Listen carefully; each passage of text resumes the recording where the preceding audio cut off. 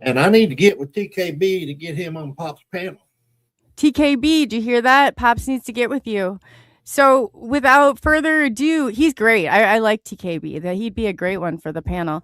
So definitely. How should he get a hold of you? Do you want to give him your? Is he? I don't know. My email is all lowercase gspikes58@yahoo.com, and get a hold of me if you're interested in being on the panel, and we'll work it out. And that's again G Spikes. I'm gonna put it in there really quick. G Spikes at yahoo.com. Here, I'll put it in right quick. Okay, yeah. I see. I don't know why I'm pretending you're like the I can't even talk today. I was so thrown off with StreamYard. I'm like, oh gosh, it gets me every time. But we're about done with them. We are about done. Carl, I saw. Sup, Carl? What's up?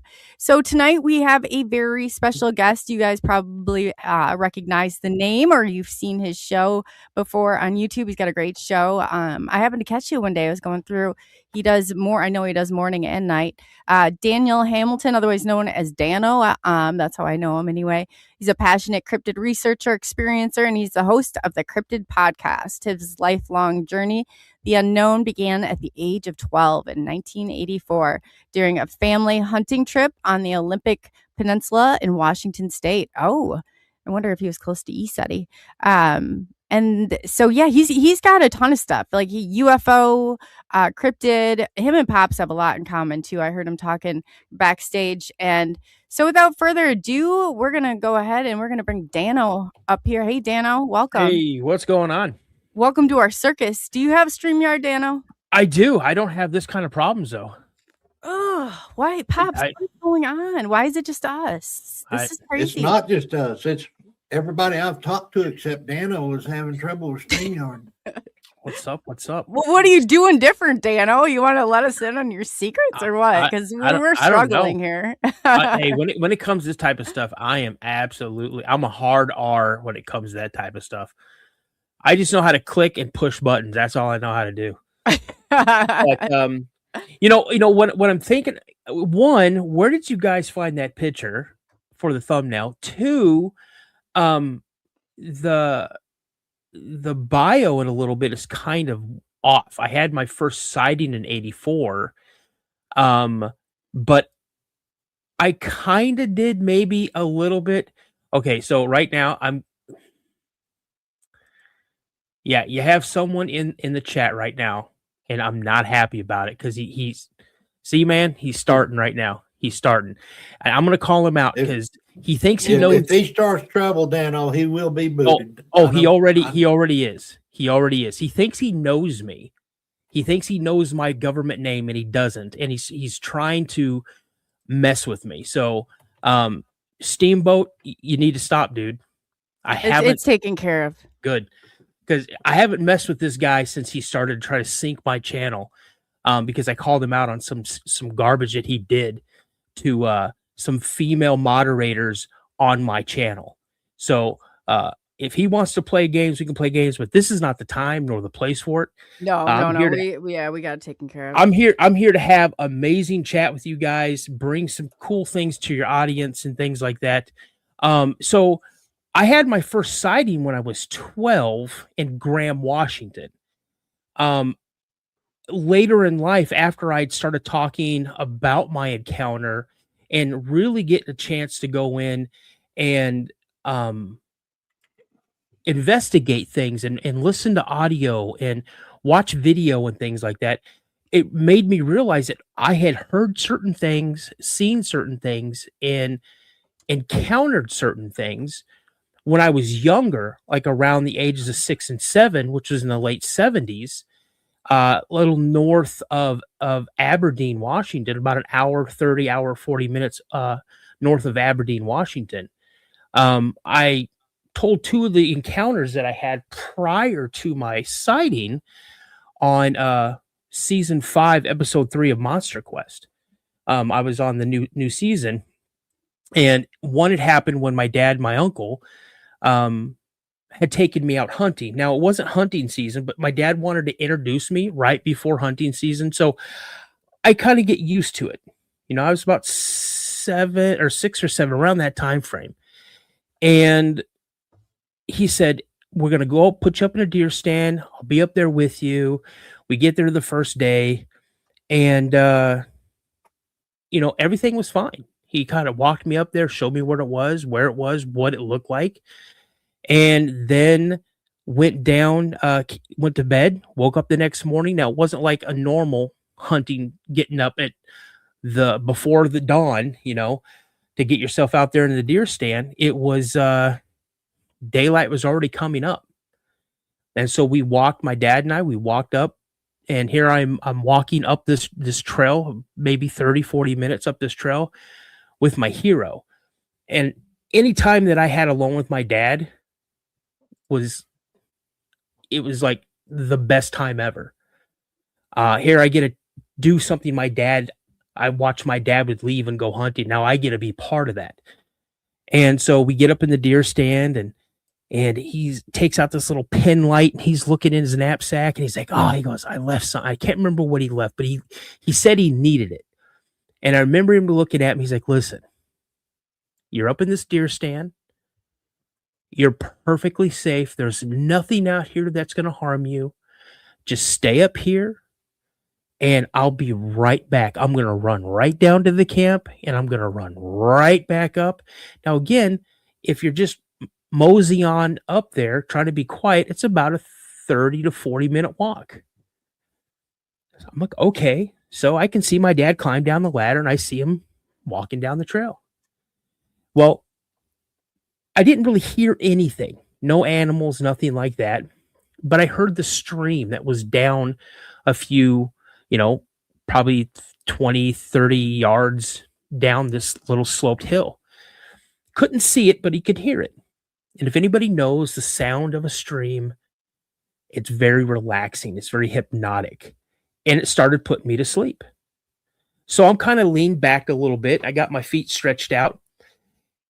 And you know that feeling right when you get ready to fall into that deep part of your sleep? Like your body kind of jerks you awake? Well, that's what happened. So I kind of look around, and I'm like, what the heck? And so I don't know why. I looked down, and I saw my left boot was untied. And I'm like, I know I tied my boot. So I go and I tie my boot up again. And I'm just kind of looking around, and it's a little lighter now. I'm starting to see a lot more colors. I'm starting to see things. And again, I start getting drowsy. Start putting my chin down to my chest. And then my foot jerks again. And I'm like, I immediately look down at my foot, and my boot is untied. And I yell, Dad, that's not funny. Stop playing. And I go and I tie my boot again, and I'm looking around. I don't see nothing. And now I'm laser locked on my boot. And I don't know, maybe 5-10 minutes after just looking at my boot, I hear this loud crack come from the right. And over to the right was like some bushes, some trees, it wasn't sparse. It was kind of thick over in that area. And I hear this massive crack. And I immediately snapped my head to the right to see what it was. And when it happened, I felt my boot pull off to the left. And I looked down, and my boot's untied for a third time. And I stand up, and I start screaming at the top of my lungs. This isn't funny. I want to go home. I don't want to ever hunt. This has scared me. Why? I'm doing all this type of stuff. And I look, and I see my dad like running at a sprint up this hill, up this pathway. And he's like, shut up. You're not going to see anything. You're up here screaming. You're probably scared everything away. And I'm losing my mind as much as I possibly could that I could think of as a 6 or 7-year-old kid talking to his dad. And he goes, whoa, buddy, calm down. Tell me what happened. So I explained to him everything that happened. He's like, okay. He goes, stay put. I'm going to look around. So now I'm standing and I'm kind of hugging the tree so I can look behind the tree and watch my dad walk in this little field area that's behind the tree right before you get to the tree line.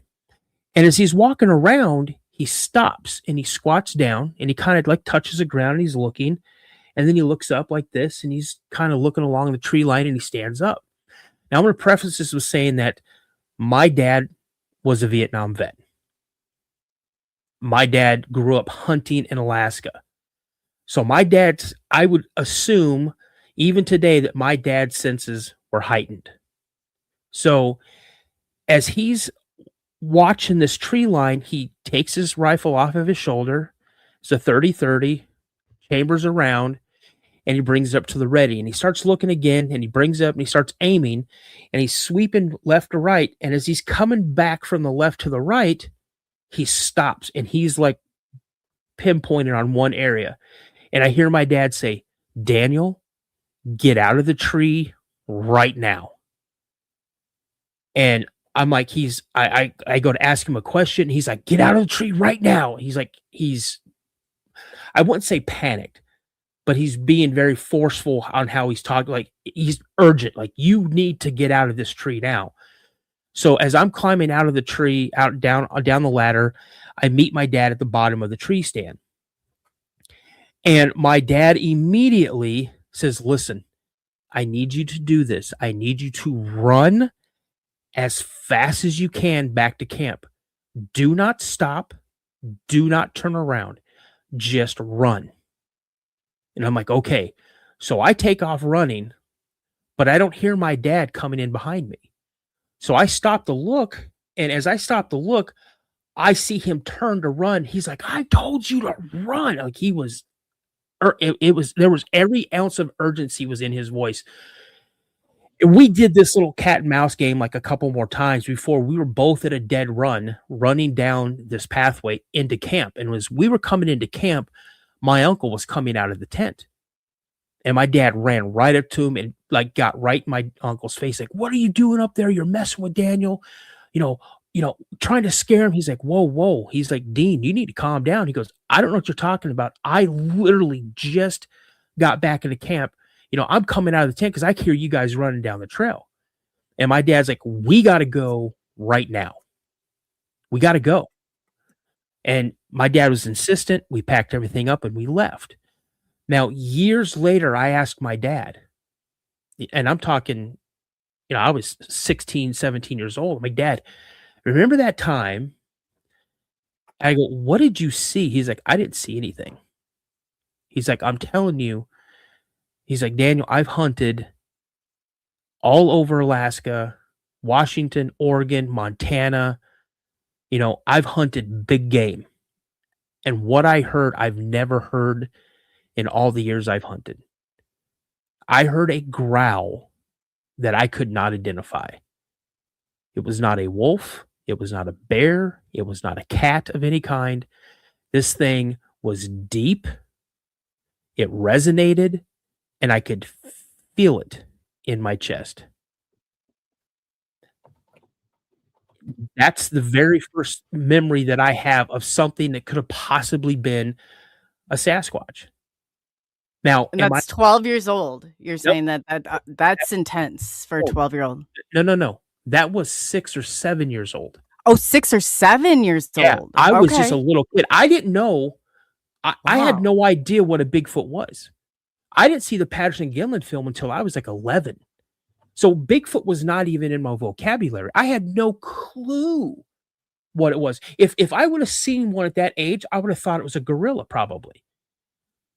So when I think about it, what else could it be? Okay. My dad stood 5'7". My uncle stood 5'11". The tree stand we were in, about 12 to 15 feet up in the air. There's no way that my dad or my uncle could have reached up and untied my boot string the way it was untied. There's no bear in Washington State that, even standing on its hind legs, that can reach up that high and use its claw to untie my boot. What was it? I don't know. So that was my first. Yeah, no, that's intense. That's very intense. Do you think it was Bigfoot, or you think it was paranormal, or do you think it was kind of looking back on it? What do you believe it was? I think it was possibly a Sasquatch. I think it might have been an adolescent, maybe, like an older teenager, young adult, just goofing off. Here's this kid sitting up in a deer stand. Let's mess with him.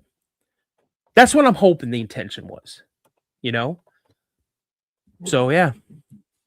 Well, you know as well as we do, Daniel, that they love to tease us. Oh, yeah. Especially kids. They like watching and playing with kids. Yeah. All the juveniles do. I mean, a juvenile Bigfoot could possibly be 8 to 10 foot tall. Mm-hmm. Yeah. So, and it's probably what he was doing, was just playing with you. Yeah. And, that's what I believe. But now what's really a kicker, you guys, is that a couple of years later, we go back to the same area. But this time it's my dad, it's my uncle, it's my brother, it's my uncle's friend, it's 2 of his neighbors, and each one of his neighbors brought one of their kids. So there's 9 of us. There's 4 kids and 5 adults. We go up there in 3 pickup trucks. We take the same route. We drive up the same old logging road. We go up, we turn around. So now the trucks are facing back down the logging road. So when we leave, we can just drive away, not have to go up and turn around or whatnot.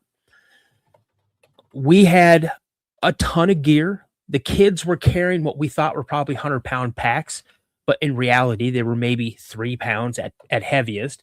The adults were pulling most of the stuff in on deer sleds. We slept in this big old army tent, this canvas army tent that could probably sleep 20 people. Excuse me. And, the first day, I told my dad, I go, Dad, remember that time? He's like, yeah. He goes, don't worry about that, And I really didn't, because, again, I had no clue what it was, And my dad said I was fine. I believed my dad. You guys, my dad was my hero, My dad could do anything. And so as we're sitting there and camp is all made, and we go to the stream that I heard a couple years prior, and we go to the part of the stream that's literally in front of our camping area, probably, 20 yards, if that.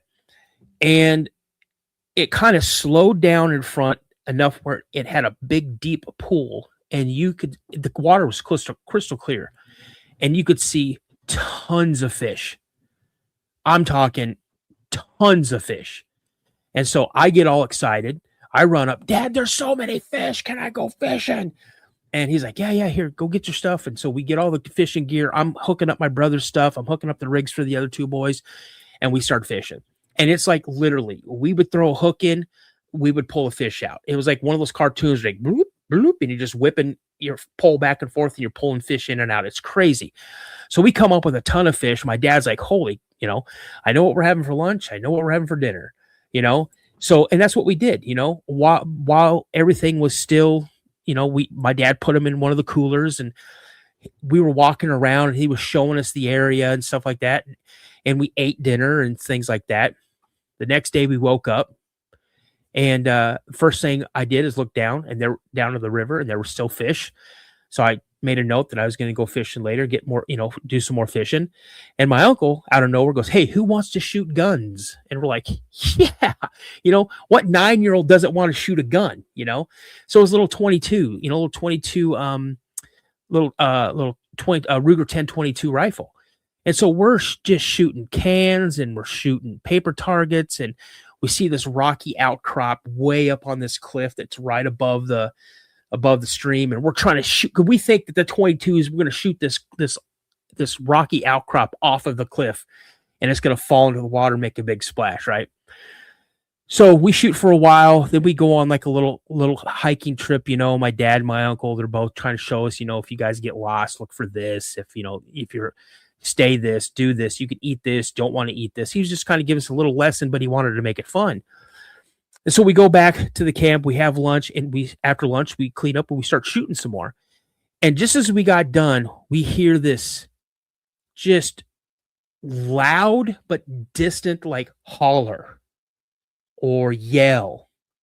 And I looked at my dad and I go, Dad, that was a bear. And he goes, yeah, that was a bear. So I'm like, all right, cool. You don't think anything about it. Rest of the day goes on. We eat dinner, we go to bed. And I could have swore I heard something walking around our camp that night, but I wasn't really sure, And if you walked in the front of the camp, in front of the tent, you walked in, my dad, my brother, myself and my uncle were on the right-hand side, and everybody else is on the left-hand side. And it was my sleeping bag, my dad, my brother, my uncle. And so when we got up, I saw what I thought were bear prints. And I'm like, Dad, look at all these bear prints. And he's like, yeah, those are bear prints. And again, shooting some guns, not really doing anything, kind of messing around, fishing a lot. And we shoot again. And no sooner did we finish shooting, we heard that exact same yell. But this time it was way closer. Like, it didn't sound distant. It sounded really close. And I look at my dad, and my dad looks at me and he goes, bear. I'm like, okay. So we eat dinner, we clean everything up, we put everything, we close and lock the chest, we put the food bags up in the trees. We made sure there was nothing left behind because we didn't want something coming in and trashing the camp. So we go to bed, and I remember hearing something getting into something that we had outside the tent, like out where our main camp area was. And I opened my eyes, and I was surprised that I could see inside the tent. And my uncle had lit one of those old Coleman lanterns that had those like bulbs that would glow really bright or really dim, depending on how much gas you gave it, I guess. And it was on really, really low. And I'm looking around, and I see my dad up on his knees, and he's got his rifle. I see my uncle and his friend. They're sitting relatively close to each other. My uncle's looking at the front flap. His friend's looking at the back of the tent. And then the two other parents, they had handguns. Everybody else had rifles. And I'm sitting up and I'm looking, and I go to ask my dad a question, and my dad immediately puts his fingers to his lips to tell me to be quiet. And I looked, and I'm looking out the front of the tent, and when something is darker than what's dark outside, because we had this little gap in the tent flap, and I saw something move across it. I caught movement, and I looked at my dad, and when I looked at my dad, I heard something take its nails and drag them across the canvas tent right behind me, all the way around the back of the tent, and then on the other side. And then you heard it take off up into the woods, and it started yelling. I did not go to sleep for the rest of the night. I stayed awake, as did all the other adults. My brother and the two other kids, dead to the world. You could have set a bomb off next to them, they wouldn't have woke up. Daylight pops out. You can see daylight. My uncle, he gets up. He starts walking towards the tent flap, and he slowly pushes it open with his rifle. And then he sticks his head outside, and he walks outside. And then a couple seconds later, I hear him say, Dean, you got to see this. And I jump up real quick, and I run as fast as I can to the front of the tent, and I open up the flap, and our camp is trashed. It is completely demolished. Camping tables broken and destroyed. Those lawn chairs that have like the nylon webbing, those are completely just twisted up. Our food bags are out of the trees and completely just ransacked. The coolers that had locks on them, those things they were all metal coolers. They had their lids completely just sheared off. Like something with incredible strength just pulled the lid right off of it. Anything that wasn't in a can was completely gone. You could see footprints everywhere. You saw parts of our cookware and stuff over here, parts of chairs over there. And my dad looked at me. He's like, get everybody up. We're leaving. So I go run back in the tent. I'm like, get up. We got to go. We're leaving. And the boys are trying to wake up. We pull all the sleeping bags out. We load everything up we possibly can. The tent comes down, wadded up, thrown on one of the deer sleds. Whatever else was salvageable was put on deer sleds. And we started taking off. We started taking off out of the woods. We left a bunch of stuff there that was destroyed. And as we were going, it was the two dads, then their sons, my uncle's friend, me, my brother, then my uncle, and then my dad. That's the line. We were all single file, and we were moving. And my brother and one of the other kids were slowing us up. So my uncle grabbed my brother and put him on a sled. The other kid got put on a sled, and the adults started pulling us really quick out of the woods. We come up the embankment to where the truck is, and as we're getting ready to come up this embankment, I hear my dad, my uncle say, "I got one here on the left. I got movement on the right," something like that. I jump in the first truck that I see. My brother gets in the back of the truck, the back of the cab. Other people with our party are going into the other two trucks. My dad runs by me. He jumps in the bed of the truck, of the middle truck. My uncle gets in the same bed of the truck I'm in, and someone hits the truck like a signal to go. Let's get out. So everybody starts taking off. We were maybe moving 10 seconds, 20 seconds, and my uncle opens up. And they're not just shooting their rifles just to shoot them. They're measuring their shots. They're taking aim at something. And they're taking very accurate shots at whatever they're shooting at. I look up to see what my dad's doing because I hear another rifle going to see if that was my dad. And as I look up, I see this long branch or stick or something come flying through the air like a spear. And it goes right between the truck that my dad was in and the truck that I was in. And it went sailing through. And that's when everybody, they really gassed the trucks. And we got out of there. And we rode all the way back to Aberdeen just like that. And that was probably one of the scariest moments that I can really remember. But at the time, I thought they were bears. I didn't think, because again, I still didn't know what Bigfoot was. I thought they were bears. I thought bears were chasing us. So. Hey, Dano. Mm-hmm. Let's go back to your first story. We had a question. Sure. Ninja asked if your dad, when you talked to him about it, said it sounded like a bear, or what did that growl sound like? My dad is hunting grizzly bear. My dad's hunting black bear. He grew up in Alaska. And he said it was not like any animal he's ever heard. Well, that answers this question. Thank you. Yeah. So that's very intense.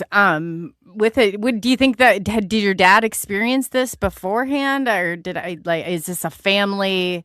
Because I do hear a lot, or I guess that it does run in family lines, like where Pops, I know his family is the same way. I found out years later that my dad had some encounters. Now I don't know for certain with Bigfoot, but I know he's had encounters with other things that are known up in Alaska. My grandfather, however, did have an encounter with what they believe to be a Bigfoot. He was a logger, mostly by trade, logger and a fisherman. And as he got called into the company he worked for, I wish I knew what it was, said, "Hey, we need you to go up to this cut site. The last crew did not finish. We need you to finish it up. It shouldn't be that long. You should be there like no more than a week." My granddad's like, okay. So he takes his crew up there. There's still equipment up there. So they go down, they could see what they needed to do. There were still fallen trees along the hillside that they were supposed to be clearing.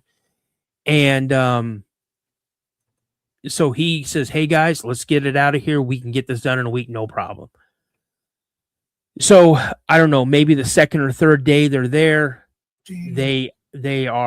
He's got like 4 guys down the hill. They're setting chokers. The yarder operator, he's bringing things up to the landing. My grandfather was the foreman, so he was like limbing the trees so they'd get them ready to put them up on trucks or whatever. I don't know much about logging. And they had been busting their butts all morning long, and my granddad went to the yard operator and goes, "Hey, when they bring this last load up, sound that horn, let them know it's time to come up and have some lunch, and we'll knock this bad boy out tomorrow. We'll leave early," right? So, not a problem. These guys bring it up, and he hits that horn or whatever's on that yarder machine, and no sooner did that thing stop sounding that they heard this intense scream that started off low and just erupted out through the trees. My grandfather said, well, my dad said that my grandfather said, you kind of felt it come up that hill and then like hit them in the chest. And he said he watched 4 grown men like they were elevating up the hillside. They were jumping from fallen tree to fallen. He's surprised that nobody broke their leg, their neck, or whatever. These guys moved so quick, so fluidly up this hillside. By the time they were up at the top, everybody was already piling into trucks and waiting for them to jump in the bed of the truck so they could take off. And he never went back, as far as they know, to that landing to finish that job.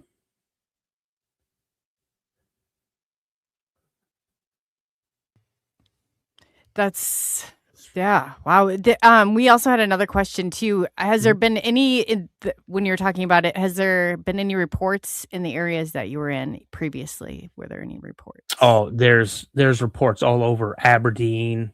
Yeah, where I had my sighting, there's reports in Graham, Washington. That's where I had my first sighting, was in Graham, Washington. There's, yeah, Pierce County has more reports than some states have reports. Washington State has, well, what you're seeing on the BFRO website is, I think, inaccurate. I think there are thousands of reports they just haven't gotten to. But yeah, Pierce County has more reports than any other county in Washington State, and Pierce County has more reports than most states in the United States. So, what do you think the deal is? How close is that to, like, let's say where the East Eddy Ranch, is that like near Mount St. Helens or any of that area, or where is it actually? Mount St. Helens is south of Tacoma, south of Puyallup, south of Mount Rainier. The Mount St. Helens is close to Centralia, Tumwater, Olympia, that area. It's in that corridor. Yes, I have heard of bat squatch, but only through my podcast. I've heard of bat squatch, but not like organically, not hearing about it when I lived in Washington State. So, can you explain what bat squatch is? Dare I ask? From what I understand, it's a Bigfoot with bat wings. Oh boy, that adds a new element. I mean, do you think some of this is like government and some of it is more like, I just feel like a certain part of this is getting out of hand. Yes. I think bat squatch is a misidentified something. Just like sheep squatch, same thing. I think it's misidentified. I'm not really 100% sure what's going on with all of these different types of this squatch. I'm waiting to hear something about rat squatch or dog squatch or, monkey squatch, something. I'm rhino squatch. I don't know. I'm waiting to hear something. I know. What are they going to come up with next? Do you think that part of it is, though, this is like an underground government project and part of it is more organic? I think that our government, well, I don't think, I know our government knows something about Bigfoot. 100% they do. As do I think it may be some type of underground secret laboratory thing. Not with Sasquatch, I don't think. Do I think that they may have captured some or found some dead ones and decided to do, experiments on them? Probably. But as for Bigfoot being a government-made biological, I don't think so. Was my dad skeptical before the encounter? Does he think big? My dad unfortunately passed away 2014. Sorry, DANNO. that was a rough day. And it really sucks because it's this month. He passed away on June 20th, the Friday after Father's Day in 2014. So that was a rough day for me. It's still a rough day. It's 12 years later, and it feels like it was yesterday. But you know, I'm glad I had the time with my dad. You guys, my dad knew something. My dad, and I think everything will be answered when I tell you about my first sighting. But my dad, when he was in Alaska, when he was 16, he had an encounter with a cryptid in southeast Alaska called the Kushtaka. Now, the Kushtaka is also known as the Otter Man.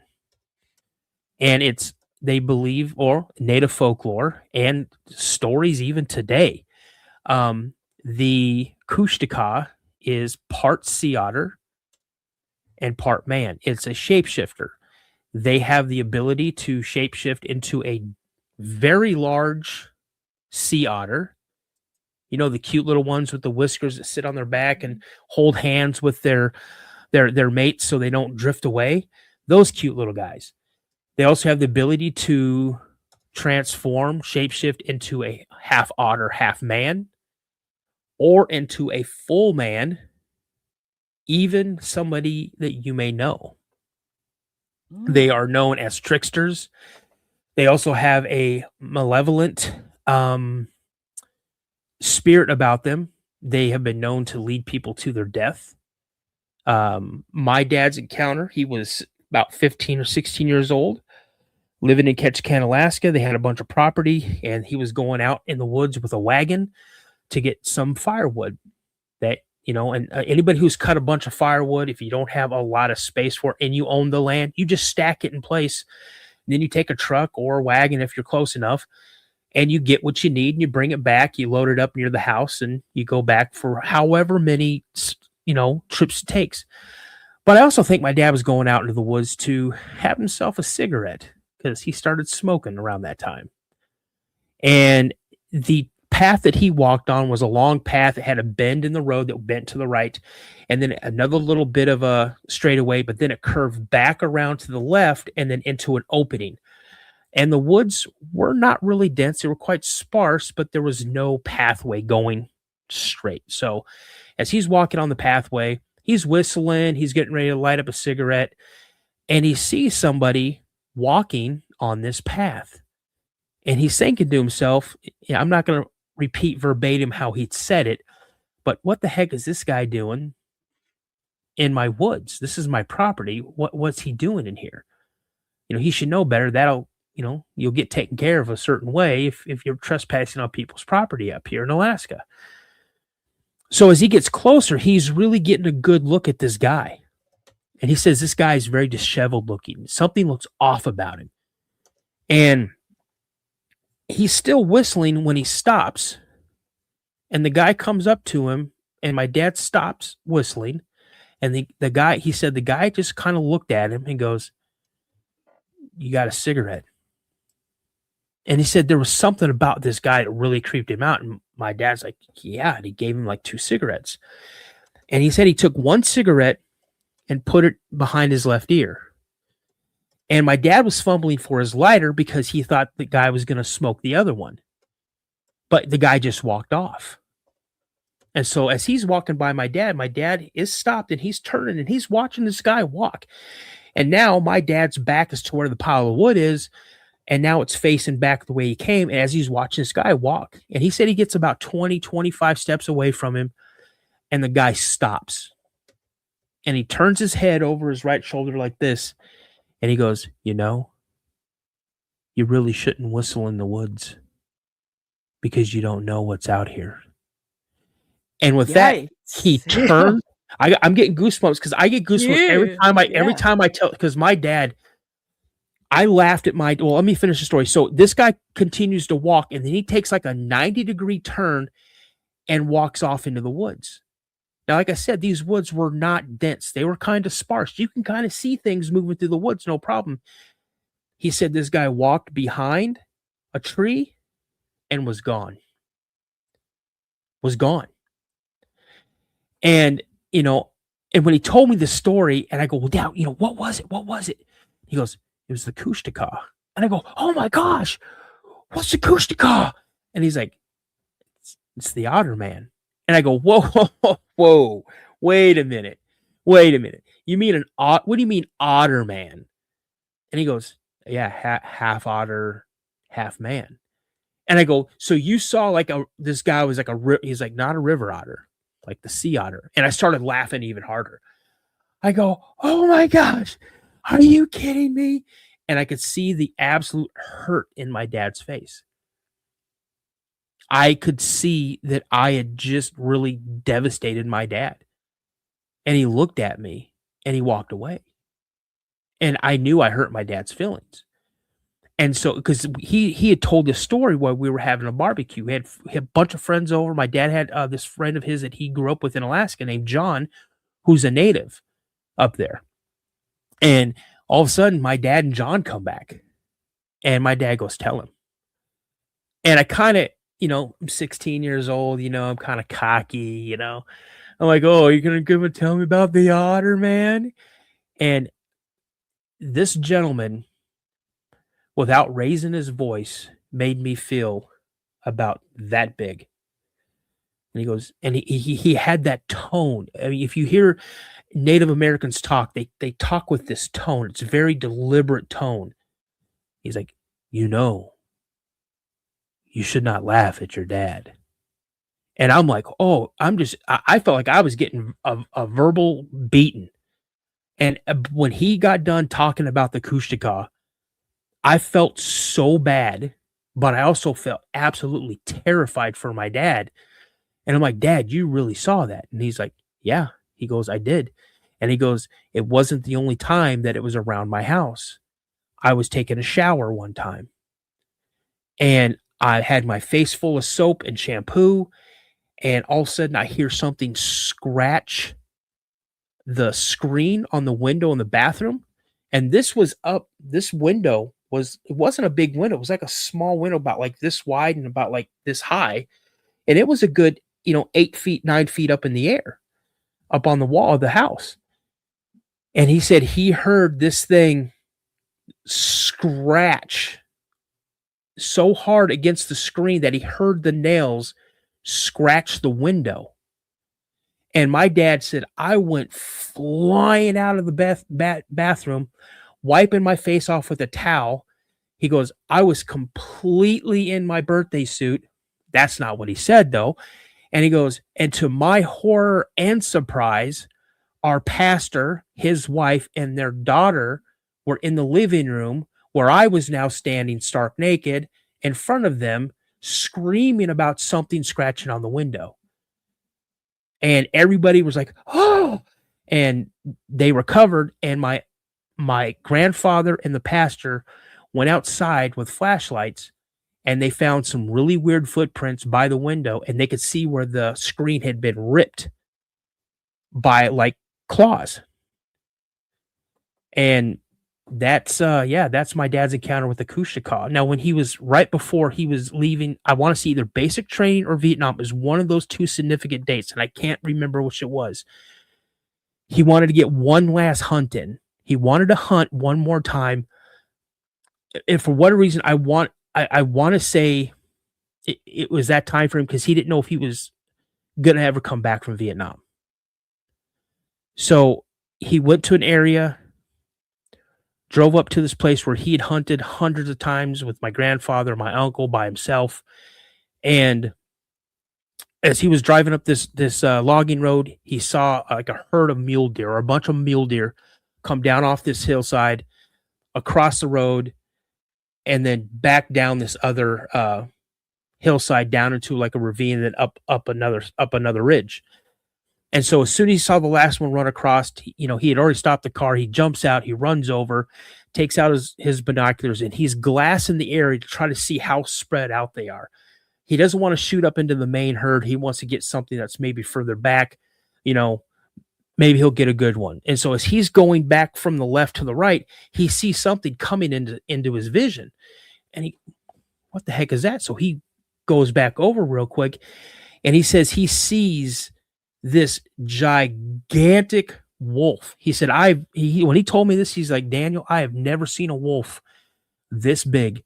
And this wolf was black as night. And he said, this thing was moving super quick. And then it stopped. And I'm watching this thing with the binoculars. And he said, it looked up towards the ridge. And then it stood up on its back legs and put its hand up. He said, hand up on a tree. And he said, it started sniffing the air and was looking around. And he said, it felt like it just did one of these numbers. It went and looked right at him. And it started showing its teeth and started licking its like lips or whatever. I don't know where, my dad called it a werewolf. I don't know if they have lips, but when a dog curls its lips up and starts showing its teeth and like licking its lips or whatever, that's what it was doing. And it was looking at him the entire time. And my dad was he couldn't believe what he was looking at. This thing drops down to all fours and starts moving down towards him. And he's like, no, there's no way. Grabs his rifle. He had a 30-06 at the time. And now he's scoping. He goes, if I get a shot at this thing, I'm taking it out. So as he's looking, he can't see it. He's like, I got to get ready to go. And as he's contemplating backing out, he sees the bushes about 150, 200 yards down this hillside into near the bottom of this ravine. He sees something pushing its way through, and it's this what he called a werewolf. And he said you could see the saliva coming off of its mouth. Its teeth were showing. Its eyes were yellow. It scared him.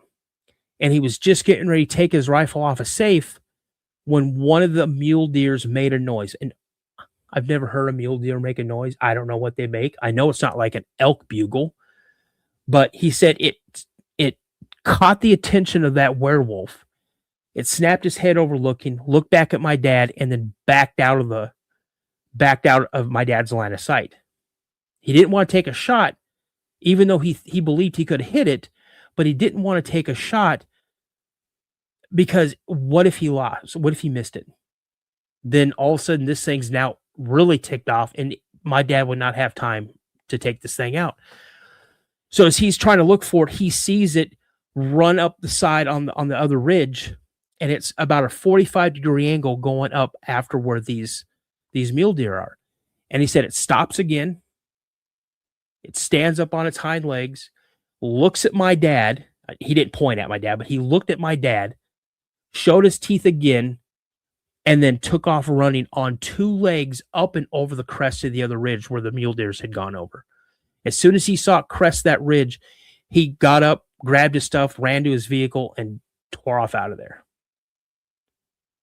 We got some questions, Danno. Sure. Benno wants to know if there's both a natural dog man and a man-made dog man. I want your opinion on that. I honestly, with all sincerity, I do not have an opinion. I've never encountered a dog man. I hear so many different things. So, Benno, you probably hear the exact same things I've heard. Yes, there's a lab created one, and yes, there's a natural one. Yes, they're different than werewolves. No, they're different. They're not different than werewolves. Yes, they're werewolves. No, they're not werewolves. I don't know. Now, what's really, really kind of got me, what's the word? It's on my radar more than it has been. And the reason I say is because a few years ago, about 9 miles from my house, there was a dogman sighting. 9 miles from my house. So I want to go out there and I want to try to find the area to see if I drive up around and down these roads, maybe I'll see one. And then I'll say, you know what? Let's mark that off a bucket list. I've seen one. I'm good. I'm good there. But to have an educated guess or an opinion about it, I really don't. You've probably heard the exact same thing I've heard. We've got some more questions. Okay. And I had one for myself that Sure. goes along with this question. Somebody, I don't remember who it was, asked if your dad ever talked about seeing the rock or hearing about the rock apes in Vietnam. I did see that. No. like a lot of Vietnam vets, my dad very, very rarely talked Talk about about it. Vietnam. My stepdad as well, he very rarely talked about it. And a lot of things, if they did talk about it, it was them cutting up, goofing off, doing something stupid. Yeah. But when it came down to being out in the bush, they never really talked about it. All right. Now, here's my question. You just answered part of it. Mhm. When you were overseas, and by the way, thank you for your service. Did you ever have any encounters overseas? Yeah, I did. I mean, Bigfoot, not your others. I know about your others. I have We'll not get had. into them later. I've had no encounters with Bigfoot overseas, but I did have what I believe to be have an encounter with the Fae. The Fae, yeah, that's what I said. I knew about it, and we'll get into that a little bit later. But I was wondering if you encountered any rock ape. Well, you wasn't in Vietnam, but and they got on different things in different countries, like the Yeti and where Germany. You were at, I don't know. In Germany, the big one, and I wish I would have been stationed there, because years later I heard about it. It's the Moorbach monster, which happened at Han Air Force Base. And now I'm going to be honest with you guys. I've covered that extensively. I've got the transcript from when I covered it on Mysteries Unknown, and I'm going to revisit that whole thing. But what you guys can find online about the Moorbach monster, there is so many incorrect statements in there, from what I understand. And the reason I can speak on this is because I actually spoke to the person who was the flight sergeant for the flight that was on duty when that happened. And I go, I can't, okay, I believe you, but I need proof. And he sent me a duty roster dated the same date with the same individuals' names that he gave me. And I believe him. And some of the things that you're reading on there are true, but what's being reported is being reported secondhand. It's someone who wasn't even at that base at the time, but they took the stories that were told to them and reported it as it's something that they experienced. So yeah, that happens a lot. Here's another question for you. Dirt Road, New England Dirt Roadie wants to know about calling on the blood of Jesus Christ would have an effect upon the creature one way or the other. I wholeheartedly believe that they know not only Bigfoot, but I also believe Dogman knows. They know the word Jesus. They know that name. And if you call upon the blood of Christ, I'm bathed in the blood of Christ. I'm saved through the blood of Christ. Yeah, the power of Christ will work for you. It's just you have to have that faith to believe it. That's what it all boils down to, is the faith. If you don't have the faith, it's not going to work. Yeah. And yes, Dogman and Bigfoot both are very spiritual. They believe in God just like we do. They pray to God just like we do. They believe in Jesus just like we do. So they will obey that if you have the faith. Yeah. Even the bad ones, if it's a road that's being bad, they will follow that because your faith, they have to. They don't have a choice. But it's your faith when you call on Jesus. Oh, 100%. 100%. All right. Go on with your stories now. Sure. They're not stories. They're no. So, after that, oh yeah, no. So I kind of wanted to give a little, context on who my dad was. So fast forward, I'm 11 years old, around 11. I see the Patterson-Gimlin film. I find a book in the library of school that it was only one book and it had Bigfoot in it. And I checked that book out the entire year. Like it was time to turn it in. I turn it in, but I check it right back out. So if anybody can remember me from the 8th grade at Graham Junior High School, which is probably middle school now, I'm sorry, you guys, you didn't get to check out that book because I had it all year long. So anyway, I read that book cover to cover, especially the area with Bigfoot. And that's how I was introduced with Bigfoot, after I had seen the Patterson Gimlin film. And I learned more about it. And in my mind, I was like, okay, they're in Northern California, 100% beyond the shadow of doubt. That's where they are. They might be in Oregon. Okay. They could maybe be in Oregon, but there's no way they're going to be in Washington State, because the way I was thinking was they can't cross the Columbia River. It's too big. It's too wide. It's too deep. I've seen people windsurf on that thing. That's a natural barrier. There's no way that they're going to be able to get across the Columbia River. I'm safe. I don't have to worry about it. It'd kind of be cool if they were here, but who knows? So my dad had just gotten single. My dad was married 4 times, and the 4th time was a charm. I never got along with any of my stepmothers, by the way. But anyway, that's another story. So he was newly single. I was having issues with my first stepdad. And so my brother and I, we moved back with my dad. And we were living in like an adult, like RV park that was like for seniors. And my dad was there for like more like a maintenance man. And we wound up moving back, and the owners were really nice to let us stay there. But my dad didn't want us growing up there. So while we were visiting our aunt and uncle, for like a weekend, my dad had moved the camper we lived in a 5th wheel.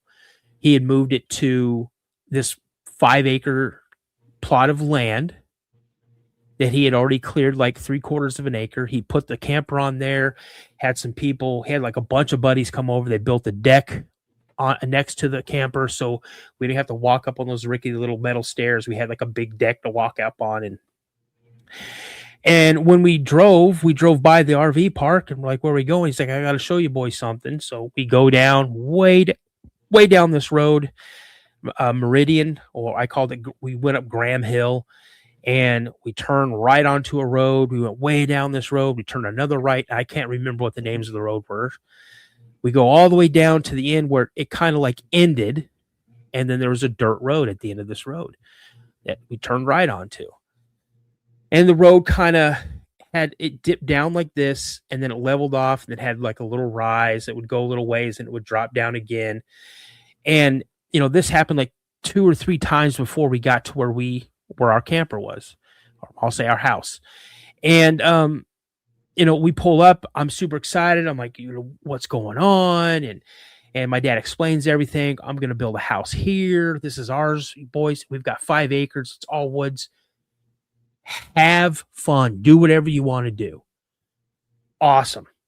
So, we're there a couple of months, and we had this huge storm hitting us this night. It was just a massive, think of the worst storm you could possibly have. Now you're in a 5th wheel. Okay. Me and my brother are sleeping up in the loft that's over the gooseneck. Okay. So that's where we're sleeping. Thunder, lightning. My dad had an anchor strapped down, had cement blocks placed underneath it to kind of build a foundation. And every time the thunder would boom, you would hear like the place rattle. Well, one of these big booms of thunder hit, and it felt like our camper did one of these numbers and then came down real heavy. It literally tilted like this, and I rolled off of my mattress onto the little area of the floor that was between mine and my brother's bed. And when we came back down with a crash, I jumped up on and I pulled open the window, or the curtain, to look out the window. And just as a flash of lightning hit, it was just a real quick flash. I saw something massive walk underneath this branch of a tree and then off into the woods. And I go, Dad, it was a Bigfoot. It was a Bigfoot. And my dad, he's like, shut up. Don't wake your brother up. Just shut up. And so I'm like, I know what I saw. He's like, go back to sleep. You didn't see no Bigfoot. So I'm laying there in bed. I'm afraid to get close to that window. So I kind of slept pretty much on the floor between my brother's and my mattress. Next morning, I wake up and I get my shoes and stuff on, and I go outside, and I'm looking around. I don't see nothing. I hear my dad come around. He's like, what are you doing? I go, Dad, I'm telling you, Bigfoot hit the camper last night. He's like, no, it did not. I said, Dad, he tried to push it over. He's like, no, it didn't. And I go, Dad, it walked right underneath this branch. And he's like, what do you mean? I go, its head almost touched that branch. He's like, no, it didn't. So to appease me, he goes and gets a tape measure and he starts taping it up. And he goes, tell me when to stop. And I go, stop. And he looks at the measurement. He's like, no. He's like, this is close to 9 feet tall. And I'm like, that's what I saw. And I said, it went right through those woods right over there. So we go walking over, and it had literally rained all night long. And there was just a bunch of, like pine needles and, that type of stuff on the floor, on the ground. And so you could see there was like a disturbance, but you couldn't make a definite, like there's a footprint, but you knew something had moved through there. And as I turned around to look, I go, Dad, what did that then? And there was a massive dent in part of the camper. And I looked at him and he looked at me and he's like, don't tell your brother. And then my brother magically appeared and goes, tell me what? And before I could say anything, my dad goes, oh, a branch hit the camper last night. And my brother goes, oh, that's what that noise was. Now, fast forward to spring break. We're coming home from spring break. It is late. It's 11, 12 o'clock at night. We come off of the road, the main road. And as my dad's lights kind of, they're up here and they go down, I catch eye shine way up on the road, almost up by where our place is. And I go, Dad, there's something up there in the road. Turn the brights on. He's like, no. It saw us coming. It'll hear us coming. It's going to leave. I go, Dad, turn the brights on right now. There's something in the road. He's like, listen, I'm not going to turn the brights on. We're going to be fine. So my dad had a really super cool, like 1970 something Mustang. I don't know much about cars. I know it had louvers on the back of it. It was a 2-door, had like a long nose. It was super awesome. Had T-tops on it. And he had put some aftermarket driving lights on it, and he angled them out so we could see both sides of the road, because my dad did not want to see a deer hit his car or him run into a deer or something like that. Because we had all kinds of wildlife, porcupine, coyotes, deer. I wouldn't be surprised if there was a bear in there somewhere, and all the other little critters. But my dad did not want to have something hit his car. So as we're driving, we come back up the little rise, and I see the eye shot again. I'm like, Dad, it's right there. It's right there. See it right there, right there. He's like, yeah, I see it. He goes, I'm not turning the brights off. It'll move. It's going to move. I'm like, all right. So we drive a little ways. You start coming up this little rise, and that's when my dad hit those lights, the driving lights and his bright lights, and lit the entire front of us up like it was daylight. And she stood up, and she kept standing up and kept getting bigger and bigger and bigger. And I'm like, holy bad words. And she goes like this, and she turns at the waist. I saw the palm of her hand. I could see the marks, like the lines in the palm of her hands. The hair was all hanging down. I saw her face. She had a human looking nose, but bigger, human looking lips. It looked like her upper lip was thinner. She had no hair on her face. She was a dark charcoal color, like, briquettes, like barbecue, like charcoal. When you light them, and they're not quite the white when they're really, but they're just getting to that.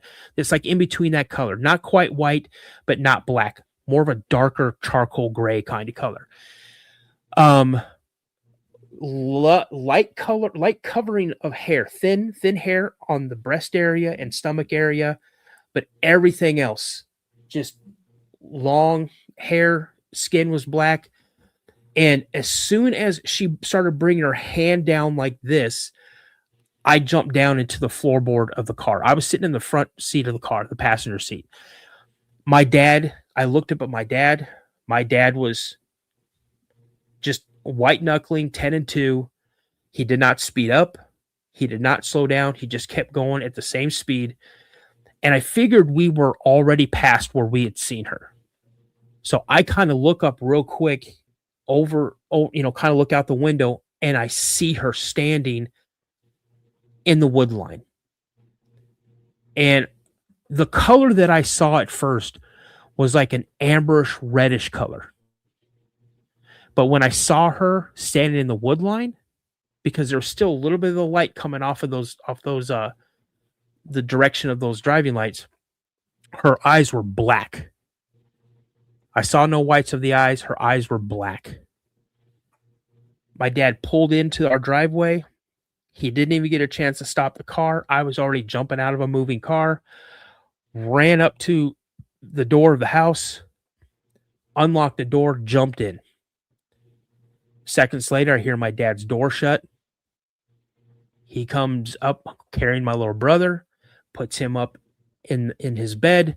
I'm sitting on the couch on his bed, and I'm like, Dad, what was that? Dad, that was a Bigfoot. That was a Bigfoot. Did you see that? Dad, was that a Bigfoot? Dad, that was a Bigfoot. He's like, that's, what you saw. That's we just saw a Bigfoot. I told you. And I'm my dad's just like, you saw what you saw. We saw it.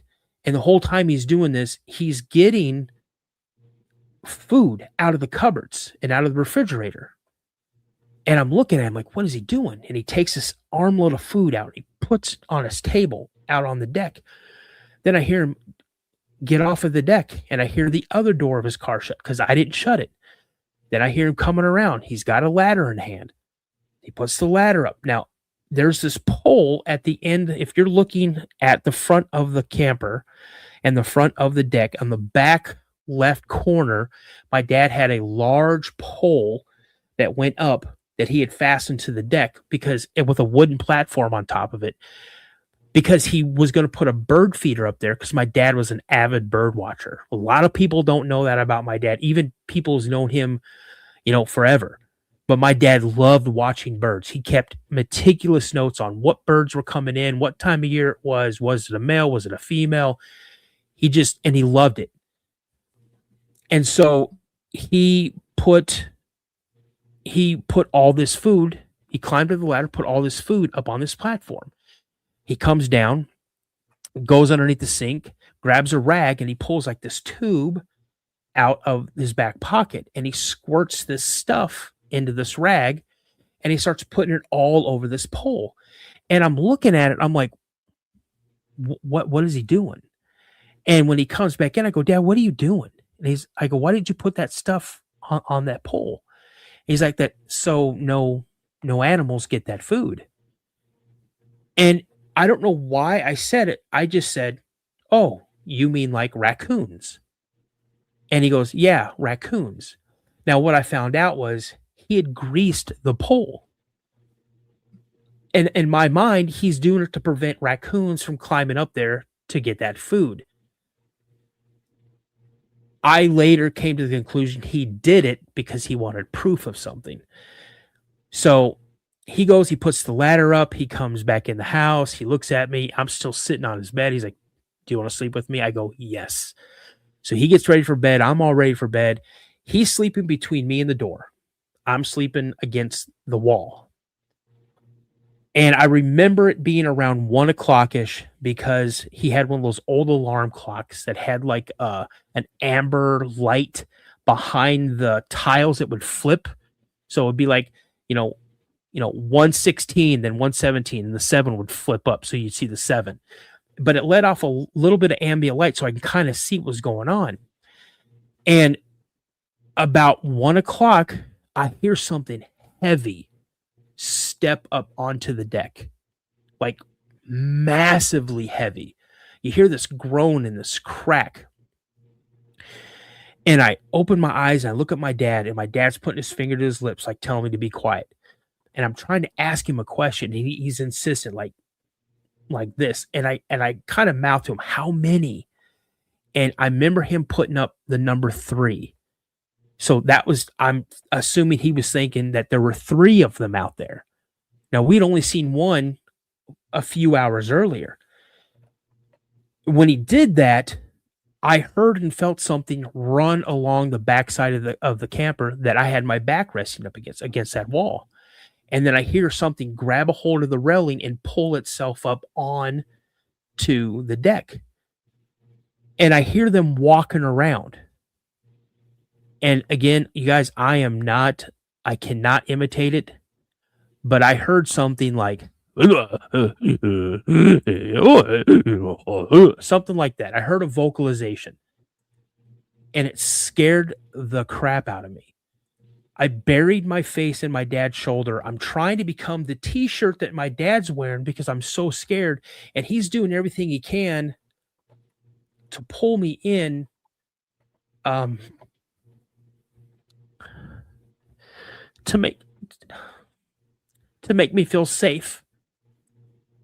And I know I cried myself to sleep. And I woke up the next morning because I saw the sun coming in through the window on the door. And I got up and I walked out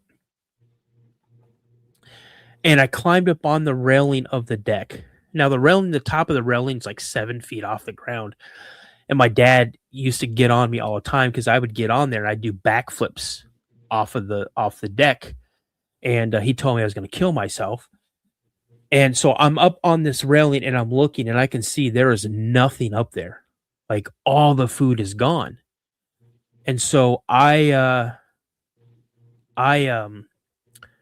jumped down and I'm like, Dad, it's all gone. It's all gone. And he comes out. He's like, you better not have been on that railing.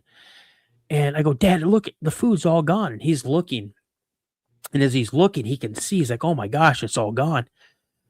And I go and I start looking at this pole. And my dad got what he was looking for. You could see where something had grabbed this pole in multiple locations. But what I thought was really, really cool was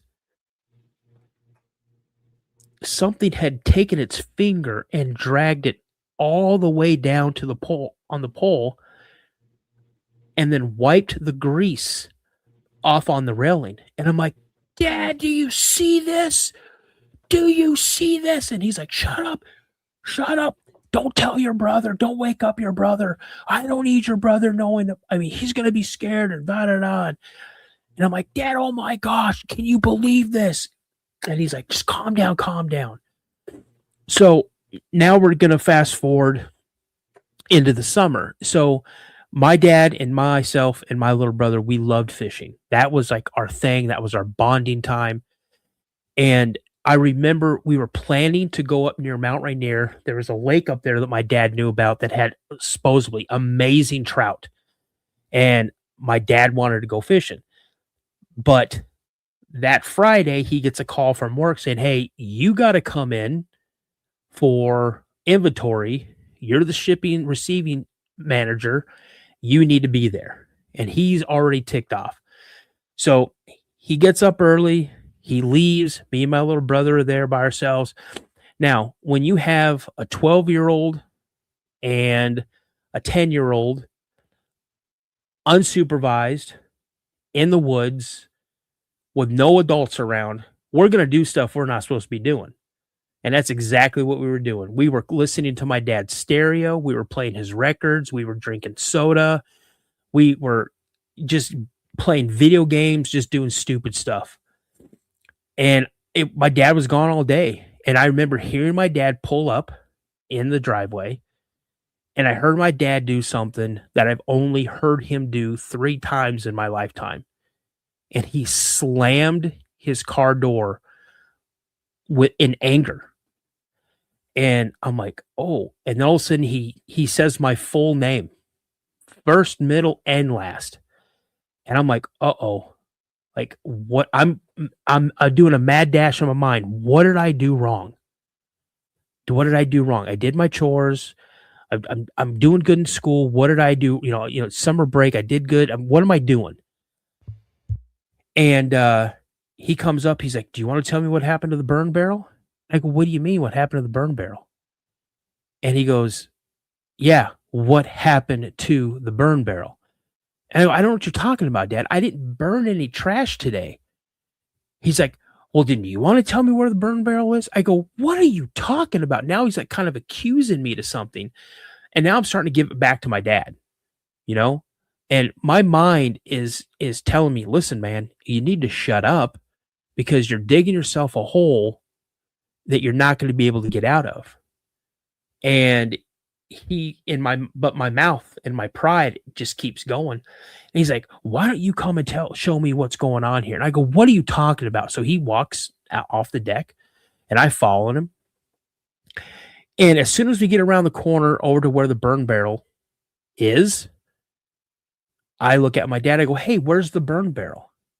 And he's like, that's what I'm talking about. And now he's livid and he's gritting his teeth and he's doing this. My dad got his finger cut off at the first knuckle in a car door. And so he had this nub and he would point that nub at you and it would scare you because it was like getting poked with like a steel rod and he'd poke you in the chest with it. You mean this? And I'm like, oh, and now I'm getting mad. I'm older now. I'm a little stronger than I used to be. And I'm like, what are you talking about? He's like, what did you do with it? I go, Dad, I didn't do nothing. It's a 55-gallon drum. I don't even weigh 100 pounds. I didn't move this thing. And he goes, well, this didn't walk away by itself. And I go, I bet that Bigfoot did it. He's like, bull crap. Bigfoot did not did it. He goes, you better find that burn barrel. I go, where am I supposed to look? He goes, I don't know. I'm looking over here. You look wherever else. So something pulled me to that area where I'd seen months earlier that thing walk off into the woods. What I still to this day believe was a Sasquatch. And as I walked about 30 feet into the woods, I find the burn barrel. The burn barrel was not just placed in there. It looked like the burn barrel was picked up and thrown into the woods. And so I yelled at my dad.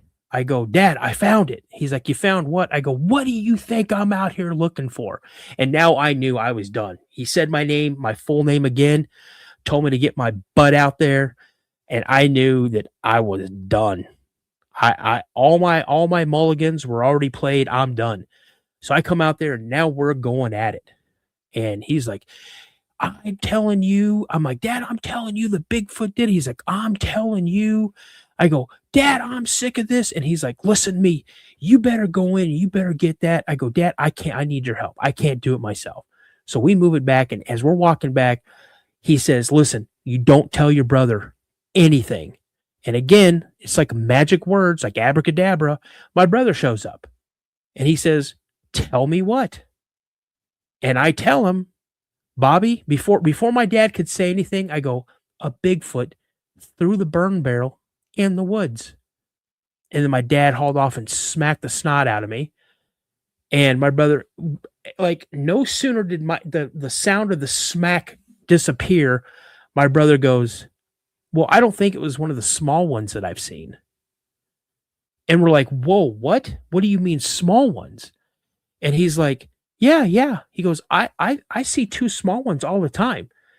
He goes, especially when we're cooking out or we're playing music or whatever. He goes, I see them walk along the tree line and they go underneath this tree and they watch us. And we're like, wait, what? He goes, come here, I'll show you. And so we walk across the yard and he takes us right to this trees where it's got some really low hanging branches. And he goes, yeah, they hide in here. They sit in here and they watch us. And I go, what? So we go in there and you could see where something continuously has sat down in there or laid in there because everything was just really smashed down. And he goes, yeah, I've thrown baseballs and tennis balls out here, but they just keep them. They never give them back. And we're like, what the heck? And he goes, yeah, he goes, I was going out to the tree fort one time and I was just coming around the turn to where our tree fort was. And I saw something, one of them jump out of the tree house and take off. And he said the way it landed, it didn't like stick the landing, stand up and take off running. He goes, it's like it just like hovered down into a dead run, like at a dead sprint as soon as it took off. And so, we talked about that more and more. My dad was involved in a really bad car accident the following October. We had to move back to Tacoma, and my dad lost the property.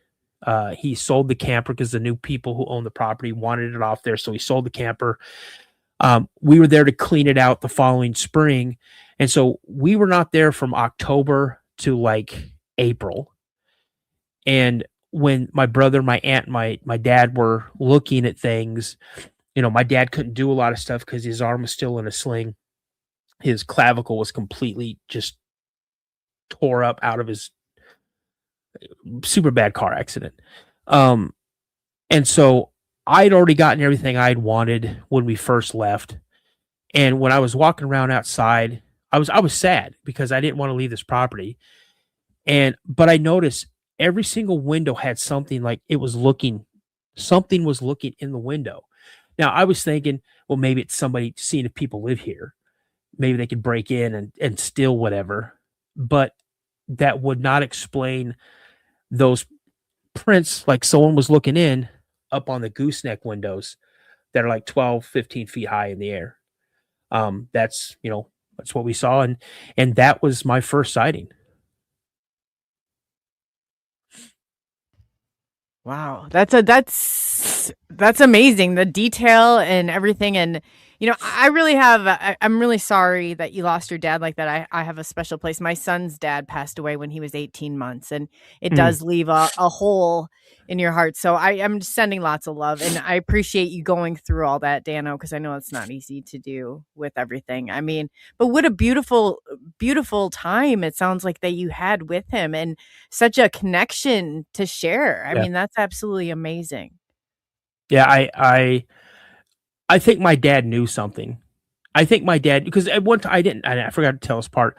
After my dad had put all the food up and greased the pole, my dad was a smoker, so he'd always smoke outside on the deck. We had a butt can out there, and I remember him going out and he was smoking a cigarette, and I heard him kind of talking, and I heard him say something like,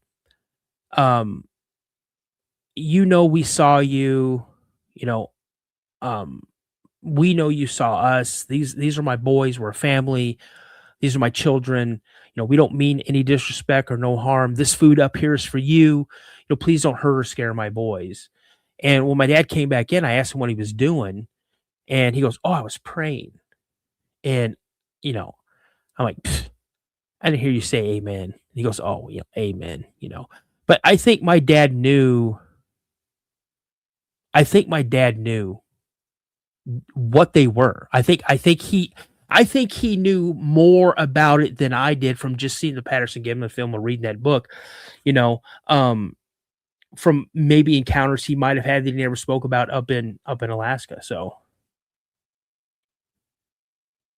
we've got several questions, Dan. okay. New England Roadie wants to know, are Bigfoot or Dogman or Pale Crawlers or Pukwudgie ever mentioned in the Bible? Not to my knowledge. They are, but not by those words. They're not listed as a Bigfoot or Dogman, but right. They are in the Bible as the beasts of the field. That's what it's talking about when it says the beasts of the field is the cryptids that we have not seen or that we have seen. Okay. But here's some more. Ninja wants to know, besides Bigfoot and Dogman, are there other cryptids that you think exist and may have encountered?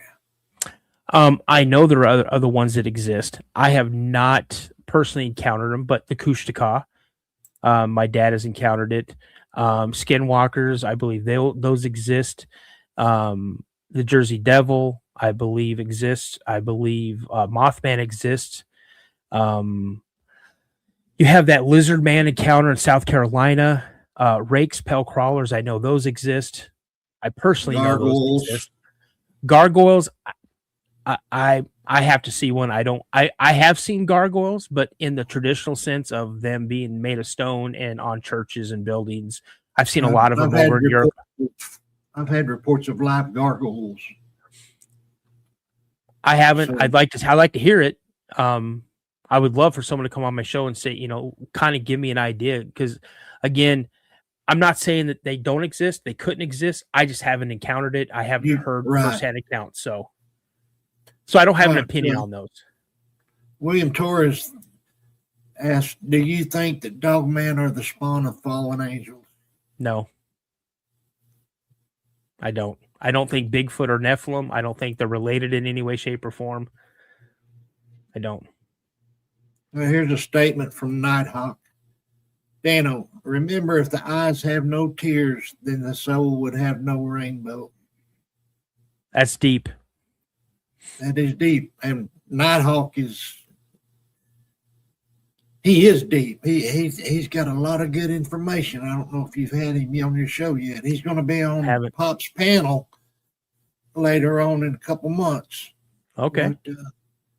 But, I've heard him speak on a lot of things, and he knows a lot of stuff. Oh yeah, I'd like to talk to him. But that's the only ones that I had. Did you have any more starred, Coley? I just had from New England. See Bigfoot, be Jacob from the Jacob and am I saying this right? Esau story. I don't have my glasses on. I apologize.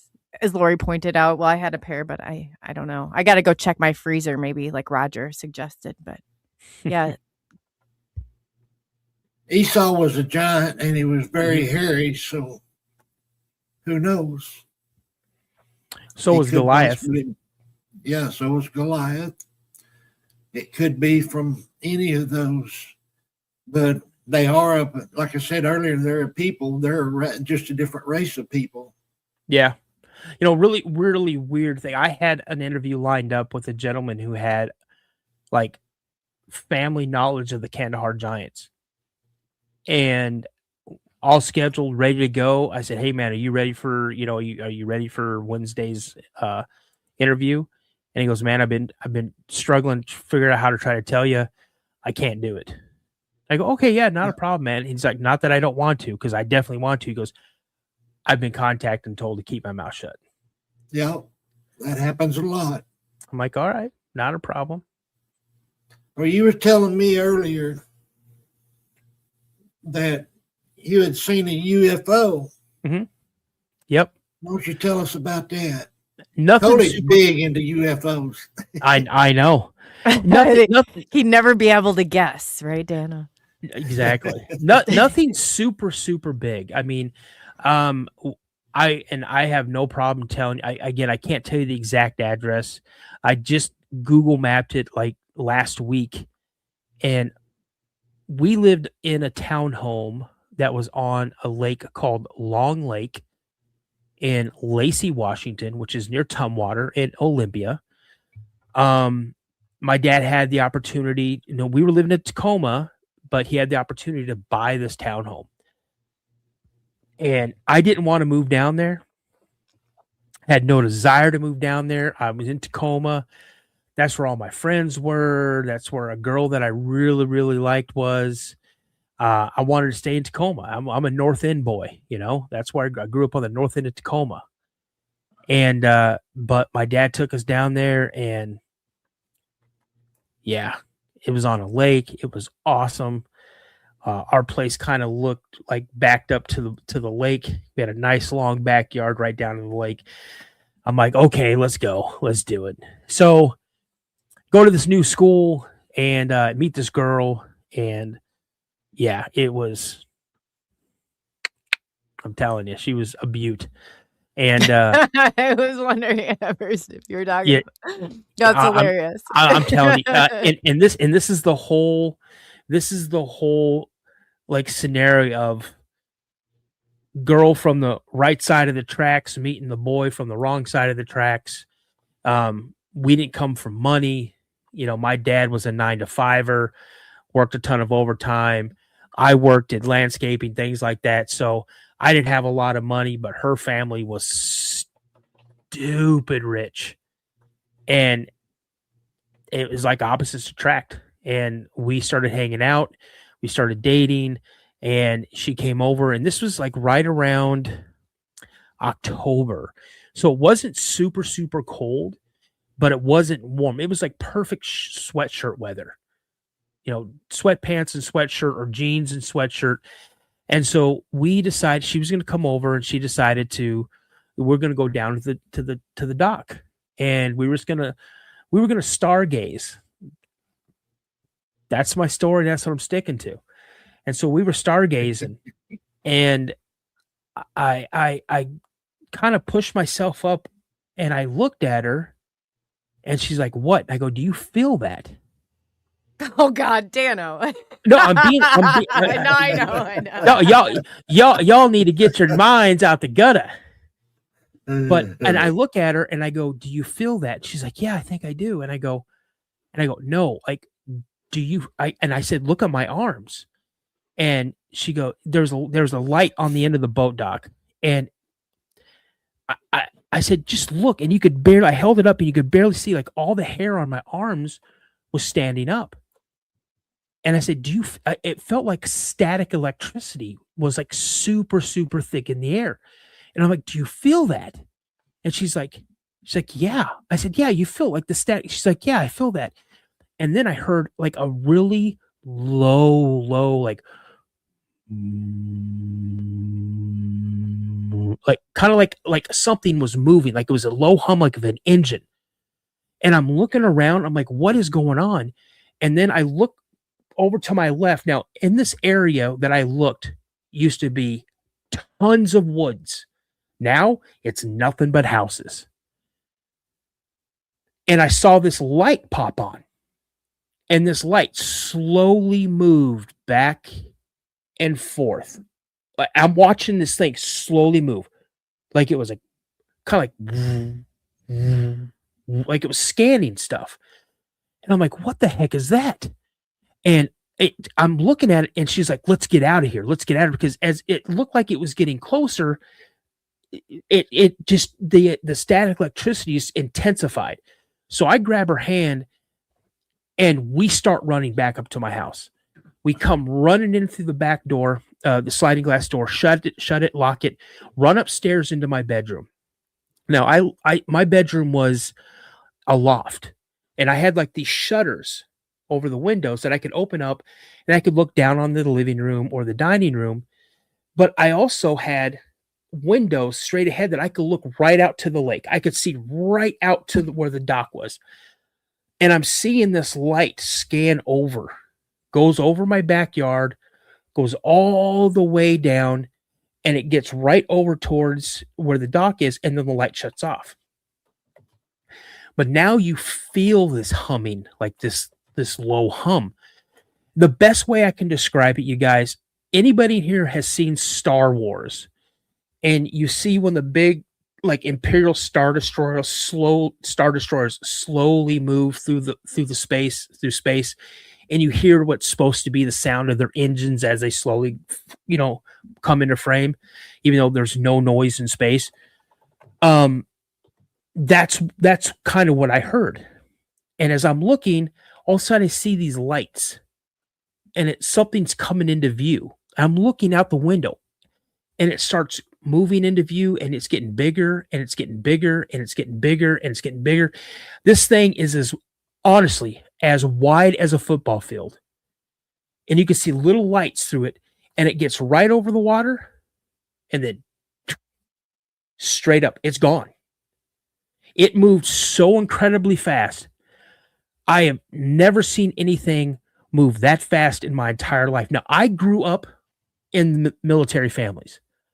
My first stepdad, even though him and I didn't really get along, he would take me to air shows. I've seen the SR-71. I've seen the U-2 spy plane. I've seen every type of jet there's possible. This did not move like any aircraft I've ever seen. There was no helicopter noises. There was no fixed wing aircraft. This was nothing. This is pre-drone. This is my junior year. So this is like 1988, 89. And so we both looked at each other, and she's like, "I want to go home." I said, "Okay, let me know when you get there." Because she drove. And I go, let me know when you get there. She's like, I'm not going home alone. I'm like, okay, I'll ride with you. But then I'll walk back. She's like, you're not walking back by yourself. I go, what are we going to do? And I said, okay. I said, here's the deal. I'll deal with your mom and dad in the morning. You sleep in the bed. I'll sleep on the floor. 100%. That's the honest to God's truth. Nothing crossed. 100% truth. I was a gentleman the entire night. We woke up early, went back to her house, and her mom and stepdad were pissed. And we explained to him what was going on. We told him everything. He was a helicopter pilot. He had friends that were out at the local airport or whatever it was out there in Tumwater. And he called them. He called the person that he knows up in the tower or whatever. He goes, hey, did you guys get reports of anything in the sky last night around this time and this time? And the guy starts checking logs or whatever. He's like, nope, we didn't have any reports. And we both swore up and down what we saw. And he's like, okay. He goes, next time you guys call us. So yeah, that's my UFO encounter. But I do have another. I didn't have the encounter, but I have a cool UFO story that you may have seen on was it Unsolved Mysteries? I think it was covered on Unsolved Mysteries, that Robert Stack show. Mm-hmm. This happened. Go ahead. I was going to ask if it was Tom Reed or Tom Warner, if they one of those stories. No, this one happened overseas. Oh, cool. And so this is why I'm bringing this story up, because this happened around the same time frame. Okay, I had a prior podcast called The Paranormal Narrative, where I talked with people about UFOs and paranormal and things like that. Some weird stuff started happening, so I deleted the entire channel. But I had this one guest on who's German. She was in Belgium at the time when this happened, because it happened in Belgium.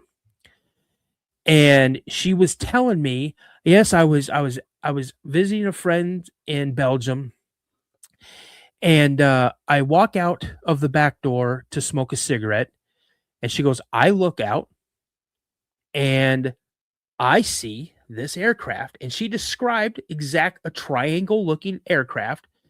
She goes, it was probably 500 yards away from her and about 300 to 400 yards up in the air.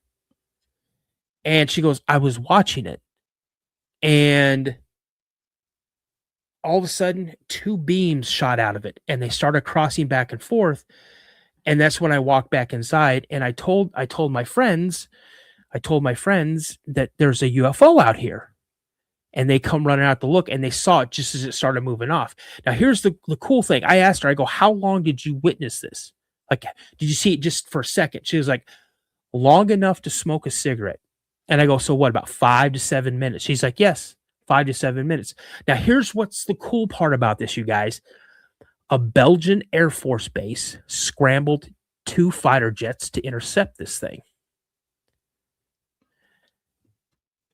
Another Air Force base in Germany that was close to the area also scrambled 2 jets to intercept. That base in Germany was a base that I believe I was stationed at. I think they didn't come up with the base, but the proximity of where it was at, the types of planes that they said were scrambled, coincides with everything that was at the base that I was stationed at just 2 years later. So UFOs are awesome. I love UFOs. But they are. And they seem to go hand in hand, though. There's a lot of reports of where, Bigfoot sightings and UFOs. And you guys were talking about it behind stage. I asked you if if you thought that they were connected. And you said not in the same way maybe people are trying to connect them, but they might be experimenting on them also. Is that correct? Yeah, I think...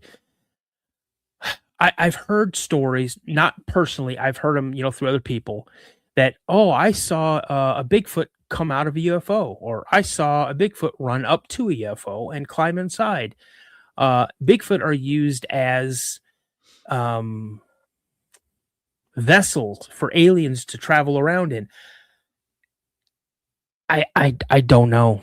I don't think that, and people say, well, it's just coincidental, or is it true that whenever there's a Bigfoot sighting, there's a UFO sighting? or there's these lights. Now, they're really getting into a whole nother spectrum of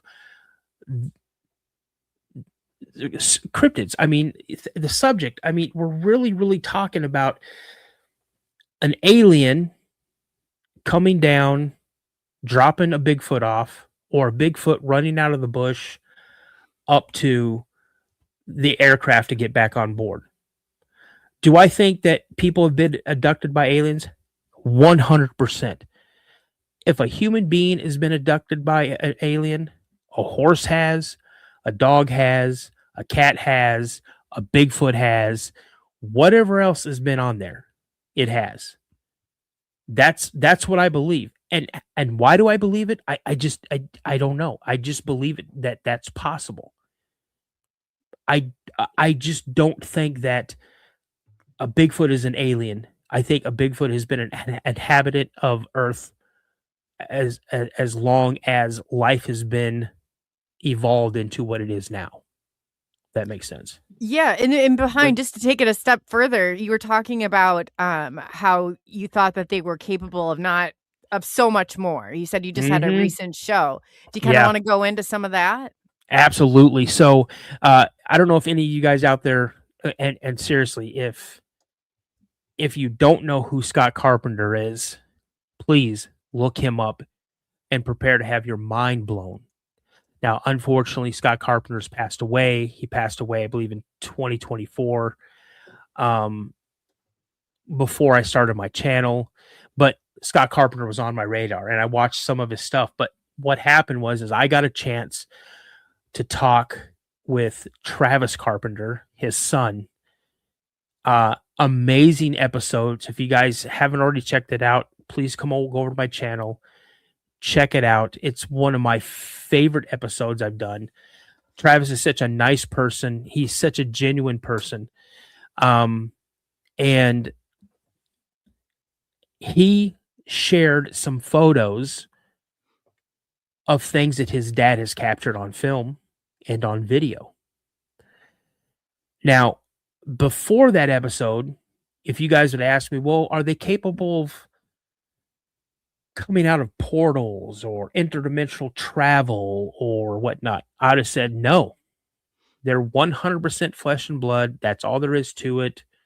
You know, if a cat's a cat, a dog's a dog, then that's what it is. These pictures, I'm going to preface this. I have gotten hundreds of pictures sent to me. And out of those hundreds of pictures, I've had a few, man, this is a portal. Check it out. Now, the whole picture of the thing is probably this big, but they're sending me a zoomed in screenshot of a portal. And there's no context to it. I just see this blurry thing. I don't know what it is. Travis shared with me a picture. And when I say this picture, it's amazing. And all of this is pre-AI. All of this is pre-AI. This picture, this was captured on one of Scott Carpenter's rear-facing cameras. As he's walking away, and this is a video camera, as he's walking away, this portal appears. Now, David Paulides owns the rights to this video. I would love to see the video. I've only seen one still picture of it, but the way Travis described it, his dad was walking away down this path, and this portal opens up, and something is walking out of this portal. From everything that I understand, it was a Bigfoot. And you can see an object coming out of the portal. Wow. You can see an object coming out of the portal. It blew my mind. I had to sit there and really think about everything that I thought I knew. Before, I would always tell you guys, no, they're not interdimensional. They can't walk in and out of portals. I've even had people who've done remote viewing and said that they have seen them coming in and out of portals. I don't know. But I will tell you that I am about 90%, 100% flesh and blood. Now, now, and 10% there's something else. Yeah, Daryl Denton's a good friend of mine. I love Daryl Denton. I believe there is something else to these creatures. Number one, they are the masters of their environment. I think their hair follicles, their hair, the way the makeup of their hair is, I think that has something to do with them, to where they're able to camouflage themselves better. They're able to just blend in with their environment. I think their hair may be able to pick up some type of pigmentation, not like collect it, but kind of move with it, if that makes sense, kind of blend in. I think that they have the ability to make their eyes glow. I don't think it's if you flash a flashlight, they're going to get that eye shine. I think they have the ability to self-illuminate their eyes.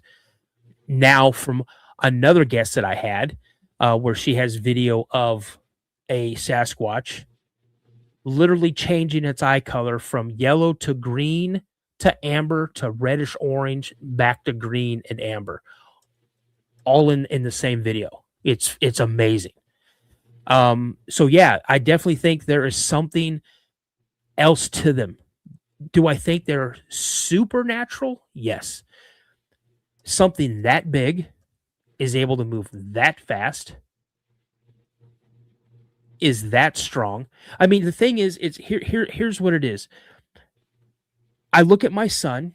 Okay, my son's 20, he's going to be 24 in August. His whole life has been nothing but sports. This kid can tell you who plays where, what they play, how fast they are, what they ran the 40 in. He has been to so many sporting events. He has seen massive human beings move at incredible speeds. In 2001, he's my stepson, but I've known him since he's 10. He's my kid. He's coming back from his dad's house with his fiance, girlfriend at the time. And it's about 10 minutes down the road from us. And he's driving along and he sees something. It's about 11 o'clock at night. He sees something step out of a wood line onto a bike path on his side of the road, so the left-hand side. And he kind of slows down. As he blows by it, he kind of slows down. And he looks, he doesn't see it. So as he's getting ready to go, whatever reason, he looks in his rearview mirror before he steps off the brakes. So the back of his car is illuminated as he's slowing down, and he sees this thing speeding up behind him. And he takes off. He slams on the gas. He takes off. And he said, I go, how fast were you going when you started slowing down, when you noticed it up behind you?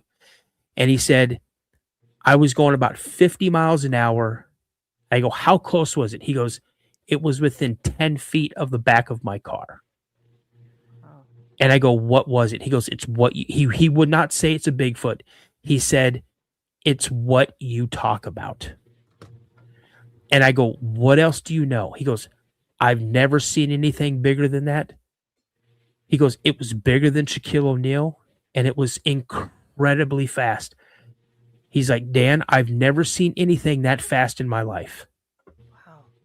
And he said, as soon as he stepped on the gas, it made he said it cut like it was coming at him, and it boom, it just went straight in a 90-degree angle off into a field. And he said you saw it running across a field. It covered this field in seconds. So that's another example of something so huge having this incredible ability to increase its speed, have incredible strength. I mean, there's videos out there. You see, there's one where I want to say it's up in Canada maybe, where these guys are up on this ridge and they're zooming, and this thing's like 5 miles away, and they're zooming in, and you see this thing that is going up a mountainside at a 45-degree angle and like 10 feet of snow, and it's just flying through the snow like it's this nothing, you know?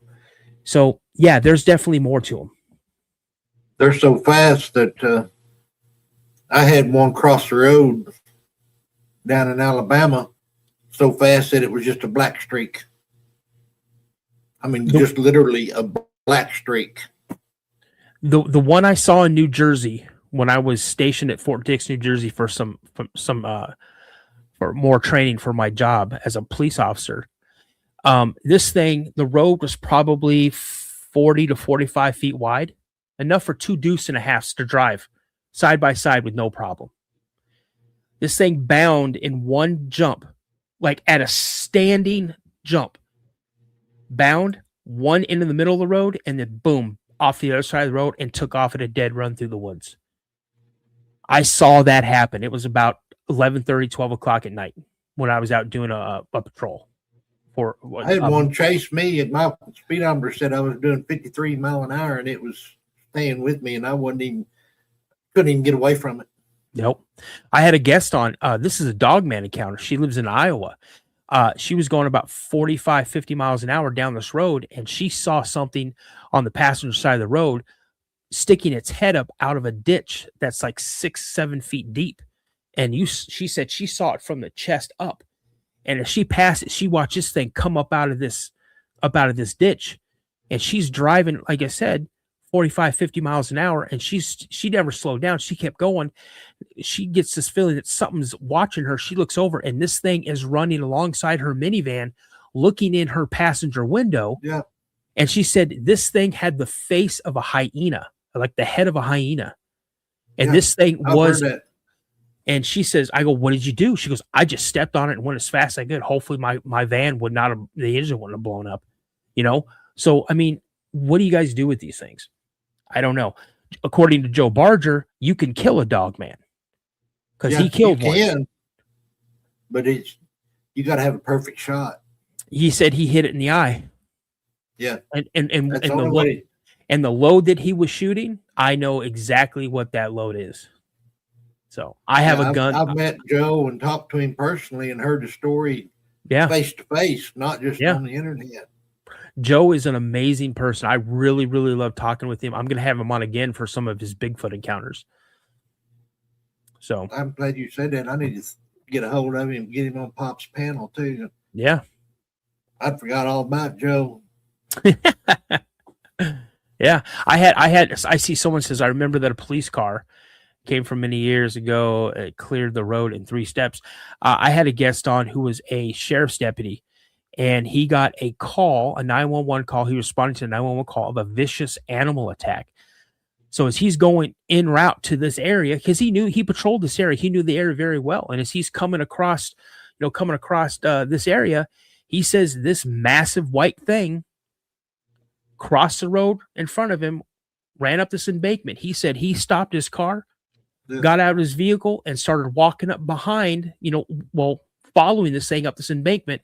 And when he got to the top of the embankment, he said this thing stopped and turned around. And this thing had blood on its maw, on its chest, on its hands. And he said it just looked at him. And it was a dog man. It was a white dog man. He said it looked like a husky. And he said this thing looked at him and then turned around, gave him this look like, you're not doing nothing, turned around and just ran off across the field. So he gets back in his car after he kind of shakes off what he'd just seen, and he responds to the area. And there's a group of people. And these people, it was the white thing. We saw the white thing. It killed my dog. And this old black gentleman comes out, and he's like, it killed my dog. I heard my dog barking in the backyard, and I looked out the back window, and my dog jumped at him, and he caught my dog in midair, and he just went like this with his dog, and he done killed my dog. And then he jumped the fence, and he was trying to get away, and some other dogs went after him. He killed them dogs too. And these dogs that this dog man took out were pit bulls. Yeah. Now, not all dog men are black, just like Bigfoot aren't all black. The dog man here on my place is tan, the color of a deer. I've heard that. I thought I was looking at a deer. The one that was sighted 9 miles from my house is the same color as a deer. That's what this is. I looked up and there's about 150 yards in front of me, and I said, man, what's a deer doing and standing there looking at me? I was on the mower. Yep. It wasn't a deer. It was my dog man. Yeah. It's crazy. Hey, Coley, if I send you a picture in Messenger, would you be able to share it on your show? Sure. I'll go grab it right now. You What know, account are you sending it to? The COLEY UFO or COLEY Whatever? where do I normally Coley, your last name? Okay.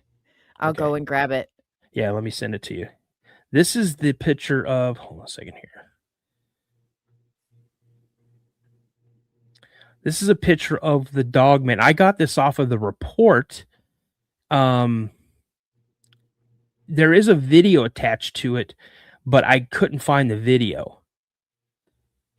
And this is kind of I zoomed in on it enough to where it wouldn't look like blurry. This is about as clear as you're going to get.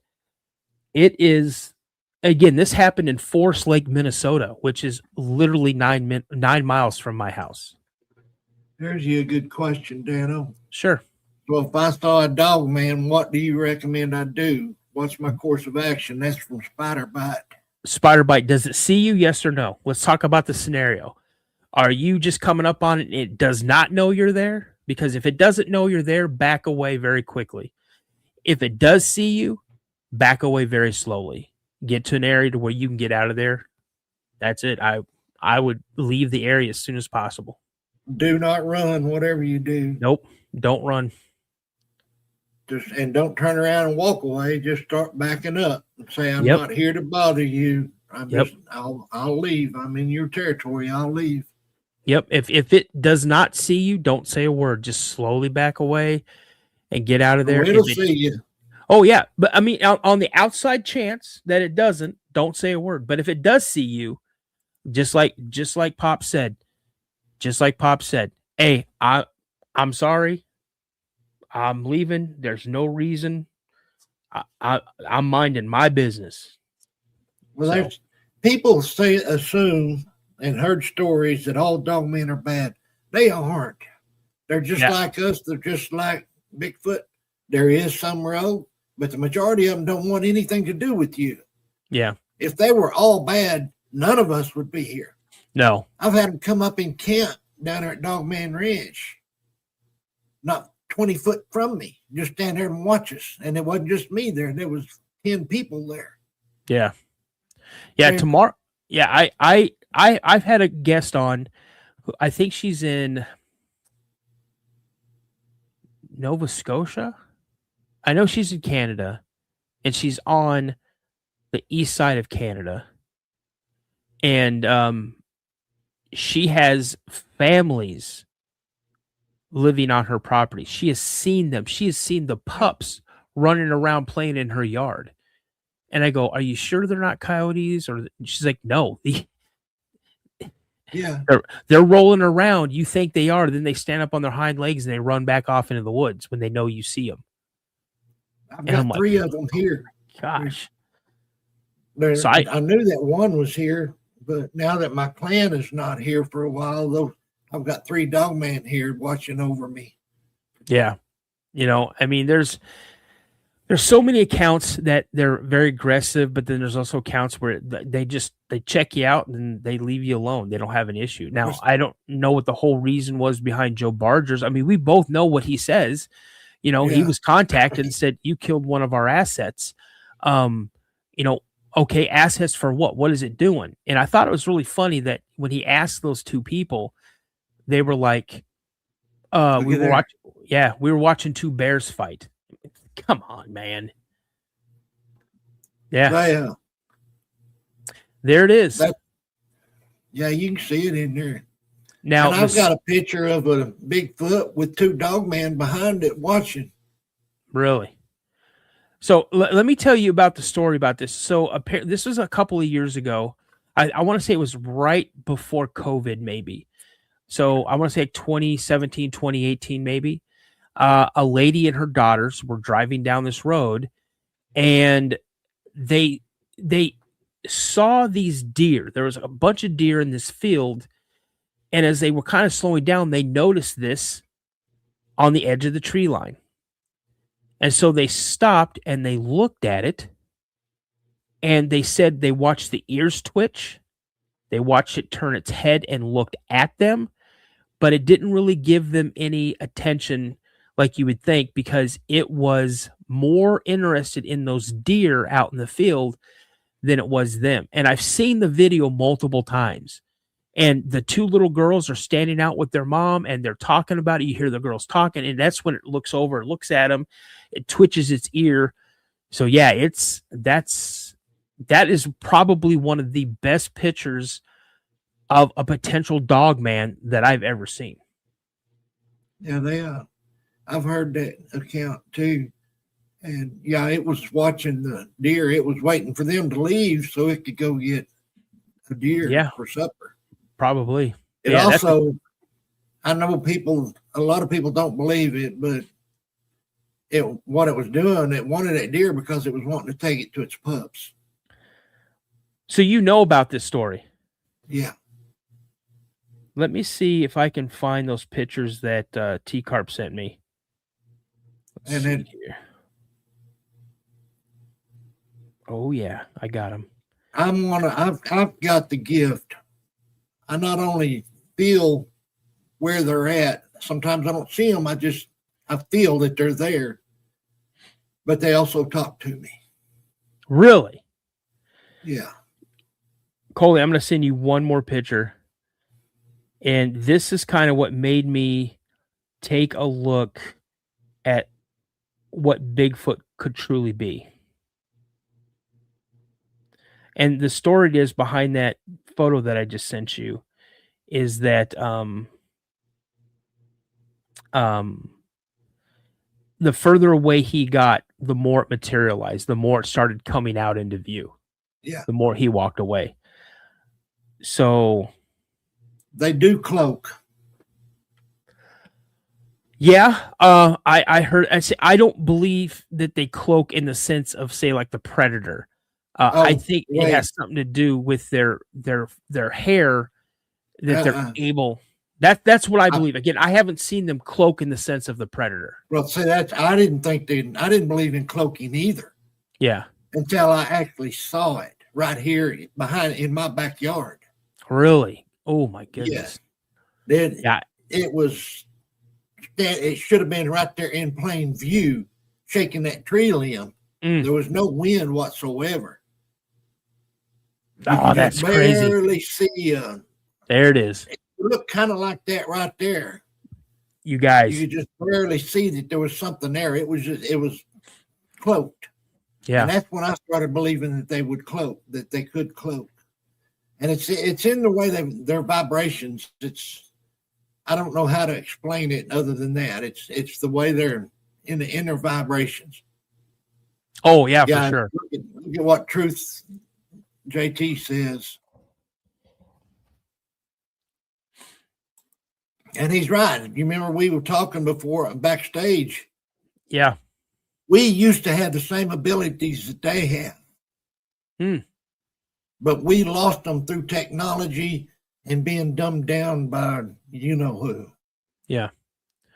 You guys, so this is the picture that really kind of made me take a really good look at what is possible with the whole, Bigfoot and what their capabilities are. And when I look at this picture, again, you can see everything around what automatically pulls you into the center of the picture. Now, people say, "Oh, this is AI. This is Photoshopped." It's already been proven not to be Photoshopped. This is pre-AI. I mean, legitimate. Even the most archaic part of AI, this is before that. What you're looking at, Jay, is this is a portal that's opening up on a trail that Scott Carpenter captured on one of his rear-facing cameras. As he's walking away, this portal opens up, and this is a Bigfoot stepping out. Now, this is only a screenshot that was sent, but people say that they've seen this video, this thing that you could clearly see it almost in the center of this portal. This thing, as it's walking out, gets clearer and clearer and clearer until it absolutely manifests itself. So, again, I would love to see it's on one of David Paulides' videos. So I'm going to be doing a deep dive and checking that stuff out. And I'm trying to find another picture that he sent me that I'm telling you, this photo is just amazing. That let me see here. So for some I've of us seen who doesn't like, can you point out exactly? Because I've looked at paranormal, I've looked at Mhm. UFO, but tell me exactly what we're looking at. So people who maybe like Okay, me, so I'm not exactly sure. I don't want to. Don't want to miss it. no, Either. sure. So if you guys, okay, first let's look at the entire picture. Mm-hmm. We see the trees, okay? We see the pathway. If you look straight into the middle of this picture, you'll see like a little abnormality. I'm saying that wrong, but you know what I'm trying to say. It looks like it's distorted. You'll see a Yes. distortion. Okay. Okay? That's the portal. Oh, okay. So where Now, it looks like it's like a circle, like it almost looks like a tunnel going in there. yep, exactly. And then if you look kind of like down and then to the right of that circle, you see a form. It looks like a white form. Now people say, "Oh, that's a crawler. That's a crawler. That's a dogman." It's neither. Oh, They see, I was believe to looking be at the black thing around yeah, the white shadow. Okay, I see what you're saying. yeah. So when Wow. as he was walking away, now this is all captured on like one of his rear facing, honestly, like a Sony handheld camera, handy cam. He had it facing in the rear, to the rear of him. And as he walked away, this thing was materializing as he was walking away. So that is an amazing picture. Let's see here. I'm trying to You know find what it actually looks like? Mhm. It looks like a tombstone. Okay. Is that a Let me cryptid or is it an actual tombstone?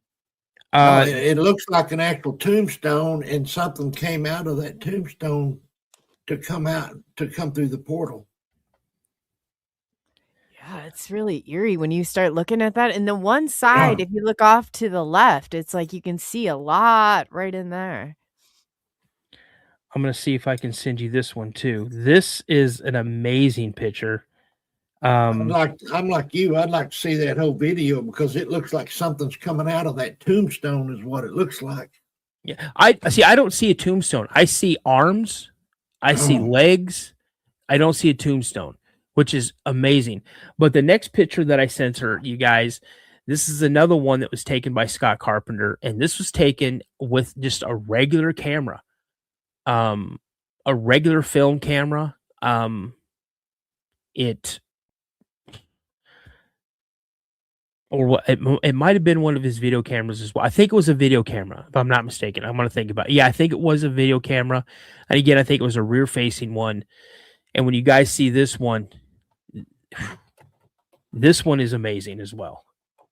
It's probably one of the best ones that I've seen of a Sasquatch.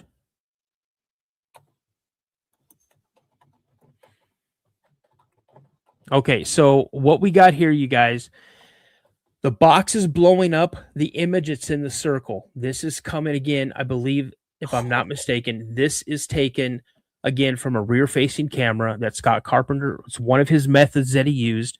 If you guys know who Harley Owens is, Harley Owens is also does the exact same thing. He is getting that from Scott Carpenter. He loves Scott Carpenter. He's trying to follow in Scott Carpenter's footsteps and continue on his work. Now, what we're seeing here is if you look to the left where the circle is, you see the bush, you see something popping its head up. This is a blown up version in the square of what is in the circle. What you see is you see the pupils, you see the head, the brow ridge, you see the bridge of the nose. And what looks like to me is it's taking its hand and it's trying to push some of the leaves or branches out of the way. So we're getting the back of part of its fingers. You see the dark part. You see it looks like it's its nails and then its fingers down. Wow. That's amazing. Oh, wow. So Yeah. what exactly do you think that is? Or what does he exactly think that is? That's a Sasquatch. That's a Sasquatch? That's a Wow. white Albino. Sasquatch. Yep, that's a white Sasquatch. Wow. I mean, you can see its nostril, you see the bridge of its nose, Yeah. you see its cheekbone area. Yeah, it's fantastic. It's one of the greatest pictures that I've ever had the privilege of having in my collection of evidence. How is he able to get so low? The Sasquatch? Uh-huh. Oh, he's probably on his knees. He's probably on his knees. Now, I don't know if this is, say, a 10-footer or 9-footer. This could be a younger juvenile. It could be a 5 to 6.5-footer. Who knows? Wow. That is incredible. Yeah. It really is. I'd say that was a juvie. Yeah, I would agree as well. But you guys, this is one of the perks of being a host in this career field. And again, I want to let everybody know I am a bigger fan of yours than you guys are of mine. When you come on my show to tell me your encounter, honestly, because when I do it, I have you guys front and center. I put the camera on you, I go off camera, I mute my mic, and I sit like this. And I listen to your entire story. I write down notes, and I'm like this the whole time. Oh, no way. And I love hearing your stories. I want to get a little taste of it, but I don't want to know the whole thing because I'm such a fan of these encounters. And I'm not meaning to be disrespectful if you've had a horrible, scary encounter. It just makes me understand and realize that I've had some pretty crazy encounters myself, and there's other people out there, and I can relate with you. That's what I try to do with all my guests. I try to find some type of common ground other than, say, just a Bigfoot or a Dogman sighting. I try to find a common ground so I can relate with you and understand and ask better questions and try to help the conversation along and things like that. So, I really, really enjoy speaking with everybody. Oh, that can be. I agree with you 1000%. And you've been wonderful tonight. I've been sitting back in just awe over all this and the pictures on top of it. I mean, it's absolutely. Thank you so much for sharing your story. And we call it a story, but it's not. It's your testimony. Pops caught himself earlier. But as a therapist, we always say everybody tells, it's your truth. So we really appreciate you coming on. And I mean, absolutely, I'd love to do a part 2. I mean, this has been I'm fantastic. down. You both know how to get a hold of me, and I would love to come. I'm a big fan of your show. I'm a big fan of you, Pop. I just learned about you, and I quickly became a fan of yours. Isn't Pop's great? Yeah, he is. You're fantastic, and I can't wait to have you on the show. Can I plug a couple of things if possible? Absolutely, that's where. Yeah, definitely, please. Cool. So, number one, I'm not going to give myself a plug yet. If you guys anybody is near Arkansas, North Little Rock, Arkansas, this coming Saturday from 9 a.m. to 6 p.m., I will be a guest speaker at the Arkansas Cryptid Fest at Old Bart's at 600 Broadway, North Little Rock, Arkansas. It's being hosted by Drunken Cryptids, Matt Orton, my buddy. So come on out. It's free to the public. I think there's about 15, maybe 20 VIP tickets still available. Reach out to drunkencryptids@gmail.com to get one of those VIP tickets that are remaining.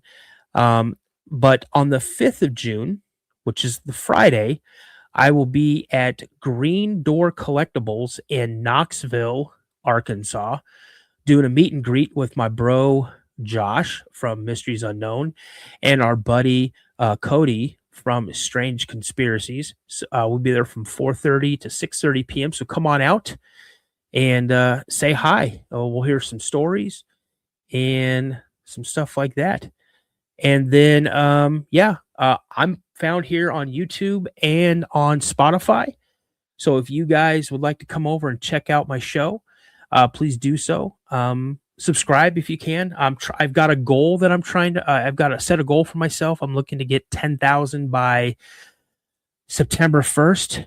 And when I last looked, I was at 89 something. So 89.34. So I'm almost there. It's pretty close. So And give everybody the exact name of your podcast so they know where to find you on YouTube. the exact name is The CRYPTID Podcast. How I lucked out getting that thing, I have no idea, but it was there and I snatched it up. I own the name. I got it all. I got the URL. I own it all. So that is awesome. I was going to say usually there's a number or something behind it, but good for you. Yeah. I got it. That's And same thing on Spotify. It's the exact same thing. I'm trying to build that community there as well. Yep. The CRYPTID Podcast. And then I'm also, if you guys have Apple Podcasts, all those type of things, I found out I'm on Alexa, I'm on Audible, I'm on Amazon. I'm like, what?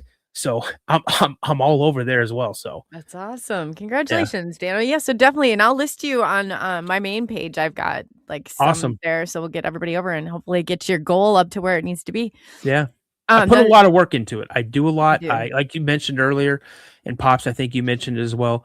I do a morning live show, 6:45 a.m. Central Standard Time. I go to about 7:40 a.m. and I do it from my truck. I sit out in the parking lot of where my 9 to 5 is, dreading to go in there, and I chat with you guys. The morning chats are like the Wild Wild West. We'll talk about anything. Definitely cryptids. That's where I caught you at. Yeah, when I take my son into school, it was always perfect. I was like, "Oh, DANNO's on. This is great." Yeah. So that's awesome. Will would like to know if you're going to be on doing night chatter tonight. Not tonight, you guys. I am going to go to bed after this. I have to get up tomorrow to do the live stream. I'm leaving work early because I am on vacation starting at 3:30 tomorrow afternoon, picking up the rental car, and then early Thursday morning, I'm heading out to Arkansas. So awesome. Well, we'll, again, DANNO, thank you so much for coming on. I mean, it's been a wealth of knowledge. You've been absolutely fantastic. What would you like to leave the people with until the next time? You guys, don't do what I did and keep your mind closed to a lot of certain things. There are things that are out there that seeing is believing, and I'm a true believer in that type of thing. But when you see evidence like I showed you tonight, there are things out there that defy logic. That picture, that's the picture that did it for me. The one with the portal. There's something else to these creatures. If you guys do decide to go out and look for these things, be safe. Let people know where you're going. Do not go out alone. Go with people who you truly know. Equipment that you want to carry, if you think you're going to be out for a day, pack like a 3-day bag with some type of shelter, something to keep you warm, some food. If you have like little travel tracking beacons that you can hit an emergency that emergency services can pick up on, have that with you. If you have the ability to carry a firearm with you. And just be safe. Be aware of your surroundings. If you bring a pet with you, like your dog, pay attention to your dog. If your dog gets very, very skittish all of a sudden, you need to leave the area. And by all means, if you see one, do not approach them. Just if they see you, just let them know, hey, sorry, no disrespect. Let me get on out of here, and you should have no problem. So that's pretty much it. That's awesome. Never, ever leave your house to go out. I don't care if you're just going for an hour. Take snacks and water and an emergency blanket. Yep. That's in my truck. Emergency blankets will go in a shirt pocket. Oh, wow. That's good to know. You never know if you're going to fall and break a leg, whatever. So always have food and water, an emergency blanket, and some way to contact somebody. Pops, that's the military in us talking. I'm always prepared. Always prepared. My daughter was going on like a weekend camping trip with school, and all they needed was like a little backpack full of stuff. And my kid showed up with emergency whistle, fire starter, emergency blanket, a pin flare, and I had to take a lot of those things home because there was more chaperones than kids, so they did. And her teacher was like, military? I go, yep. I go, better to have better to have it than not need it than need it and not have it. So That's right. I'm in my backpack, military talking. I've got an extra pair of socks. there you go. That's awesome. Always. Well, Daniel, thank you again. Oh, sorry. Go ahead. I was just going to say, in the military, that's the number one rule. Always have an extra pair of socks in your backpack. Oh, yeah.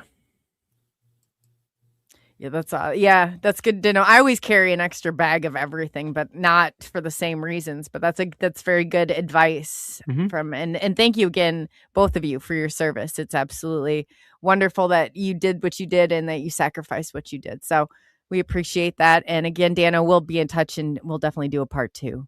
I had so much fun. Thank you so much. Oh yeah, we Thank did you, too. Danno. It was good Thank seeing you again. I can get you scheduled.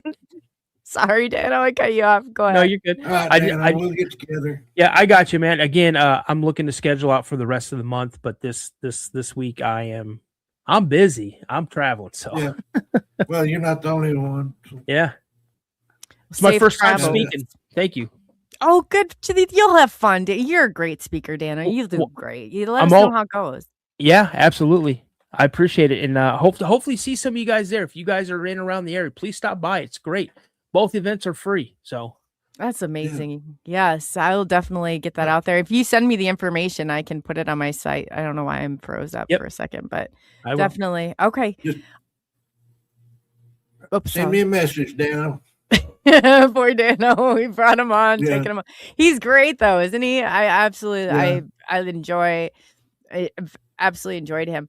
And Pops too, for Monday, why don't you tell everybody real quickly what we have going on for Monday and be exciting. It's not next Pops Monday, panel. is it? Yeah, it is too. Yeah. Yeah, it's next Monday. All right, next Monday at I done forgot the time. 8 p.m. Central Standard Time. Yeah, 8 Central. We'll have Roger Williams, better known as Roger Holler, on here on Pop's panel. William was asking about it. Pop's panel is on this channel on SNX radio every second and fourth Monday of the month. And we've got great guests lined up from now until November. But I've got some other people I'm trying to get a hold of to get on after that. And Danno will be one of them. I'll get Danno on sometime later on in the year. Yeah, Pops, if you guys have not seen Pop's panel with him, Keith will be on for one more show. Lori Ladd, Cindy Bailey, they're absolutely wonderful. It's a great time. It's a great show. I always say it's good for your soul. It's been it just like shot right off. I mean, you guys are doing very well. So we added an extra day. I don't know why I'm froze like this, but this is a little odd. But yeah, so definitely check it out. 8 p.m. Central Standard Time, 9 p.m. Eastern Standard Time, and you won't regret it. It's you guys are a great crew, a great group, and it definitely is. Maya even says the same thing. From the first time that we had them, just to encounter your energy was like amazing. I'm hoping Maya will be able to get back on with us. Normally Maya's on Monday nights with us too, but right now with her mom, y'all be sure and keep her in prayers because her mom's not doing too good. Yeah, thank you for saying that, Pops. Maya is absolutely wonderful, and she loves, we both love Monday nights. It'll be nice to have her back, and hopefully she'll be able to make it. That's, absolutely. And go ahead.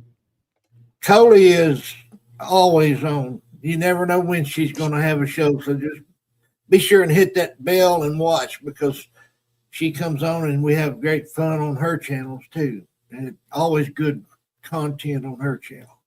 Oh, thank you. Yeah. And then too, Pops is going to be on every Tuesday night. I said, I can't believe that you haven't been on camera, like doing a show before now, because you're such a natural at it. But every Tuesday, we're going to adjust the time a little bit. It just kind of started to kick off. So we played with it a little, the time a little bit, but I think we're going to try and shoot for a little earlier on that and do a disclosure desk, at the bare minimum. So if you have a story, not a story, if you have a testimony, I got to quit saying that because it sounds horrible, but I don't mean like story hour. I mean, it's somebody's, truth that they're telling. But if you've had an experience and feel like, oh, I don't have a full 2 hours worth, we have the disclosure desk and it's absolutely wonderful. Yeah. So yeah, normally we start earlier, but DANNO works, so we couldn't get here earlier today. So that's why we were so late starting. And we're having a lot of trouble with StreamYard right now. And like I told DANNO at the start of the show, it is not just us. Everybody I've talked to except him is having trouble with StreamYard. I'm glad we're not alone because as soon as this, I'm just waiting. I should check and see when this is up because as soon as this is up, I'm instantly transferring over. And then we should probably, I haven't decided yet. I guess I'll send you the two options that I kind of have boiled it down to, but I really do. This is absolutely, I don't know what is going on, but after today, I say this every time, but I'm freezing up. There's no reason for it. I'm directly plugged in. I've got internet speeds, very high internet speeds. I've checked all that. So there's no reason that it should even be doing this. So I don't know. Well, I didn't have as much trouble today because I did something different. I'm not using my phone as the camera and the microphone today. I actually got my laptop down here right in front of me, but I can't moderate more channels while I'm on live either, like I usually do. Yeah, because then you freeze up. It used to be you could kind of switch back and forth. You can't even do that. So you'll like. No. I know. So it's time. We've had our StreamYard. We've had our fun with you, but I mean, it's time to go. It really is. See, there's Blackie. Now I'm going to put a plug in for Old Line Cryptids. That's Blackie is on the Old Line Cryptids, and they've been having trouble, hadn't you, Blackie? Is he on StreamYard too? Yeah, I think they're on StreamYard. Oh, yes. Him and his wife have a show. It's absolutely wonderful. Absolutely wonderful. Yeah, that's Oddcast Podcast is Blackie's show. That's Sunday at 5 p.m. Central Time. And Online Cryptids is Tuesday nights at 7 p.m. Central Time. Same time we're on. And if you want me to add any of them, Pops, to the main channel, just let me know and I can, because I've got a group of channels that, I don't know how I have it exactly put, but we can add them on there. I must be like behind because you should see chat just went like through it. And it's not, so we're lagging somehow. The one I would really like to plug and for you to put on the whatever you call it is Cedar Creek Farmstead Bottoms Pod. Y'all need to, they're on Friday nights at 8:00. And y'all, I know, Cindy, we'll get them on.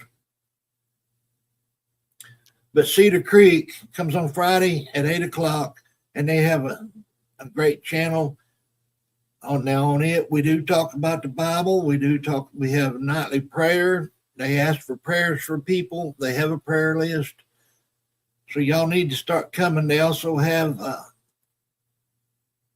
Facebook pages. Check those out. Hey, hi, Erica. There's Chad and Erica both right there. Yeah, they're great. Pops has sent me that before. So you definitely, if you just send me that, the links and I can get those added on there. Pops, that's no problem. I'll try to remember to do that tomorrow afternoon. Sure. Which one you want them on? The links to whatever channel you want us to endorse. What do you want them on? Yeah, I know. I'm having an identity crisis. So you know what? I'm going to go with the yes. Thank you. Okay. That works. And that way I'll just keep it separate because I get between all the different accounts. I mean, it's like stuff gets, I'm not good about that stuff sometimes, but I appreciate it. Email it and then I'll get those added on.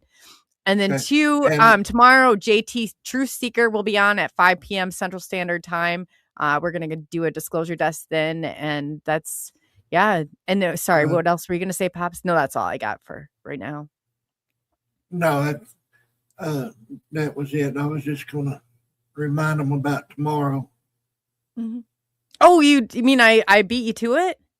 Yep, Oh, hey, I'm on the ball then. you're And doing real good. and real quickly too, I want to thank T-Bone. Thank you so much for the super chat. Bigfoot fans, that's Cindy. She's a part of Pop's panel on the 2nd and the 4th Monday.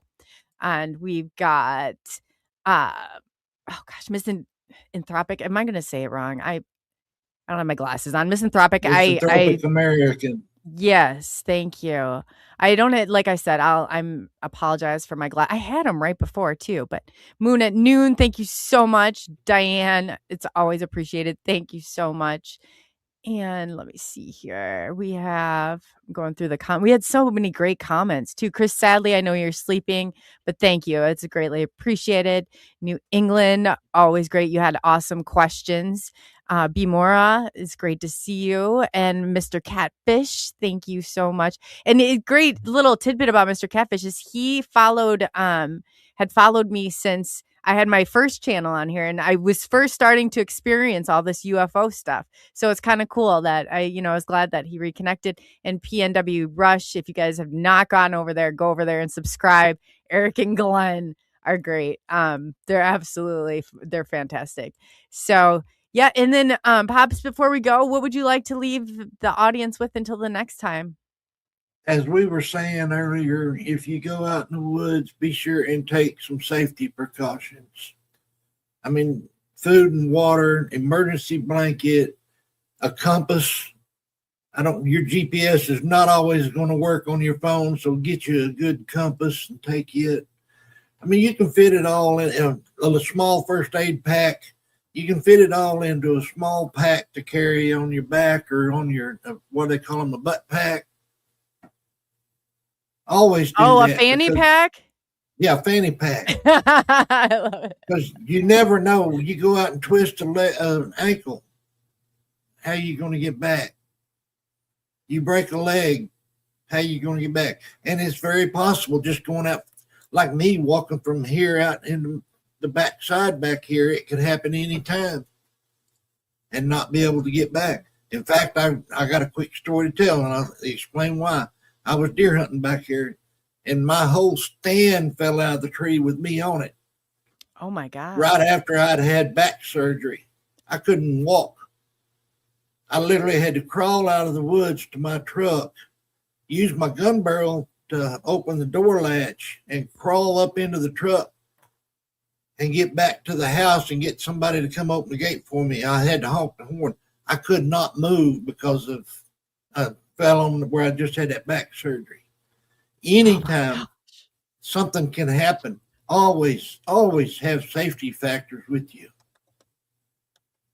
That's a great point, and I think that more people need to be conscious and aware of that. Oh my gosh, I can't believe right after back surgery? Yeah. Oh God. Yeah, I had back surgery in August and fell out of the stand in October. Oh God. And what's bad is it landed on a limb 6 inches around, broke off as I hit it with my elbow and knocked it off. And right on that scar where I had that back surgery, landed right on that limb. Oh. Like I said, I could not move my legs it was a good 2 hours before I could even move my legs again. I bet. Oh. So you never know when something's going to happen. Always have first aid with you. Always. Water, food.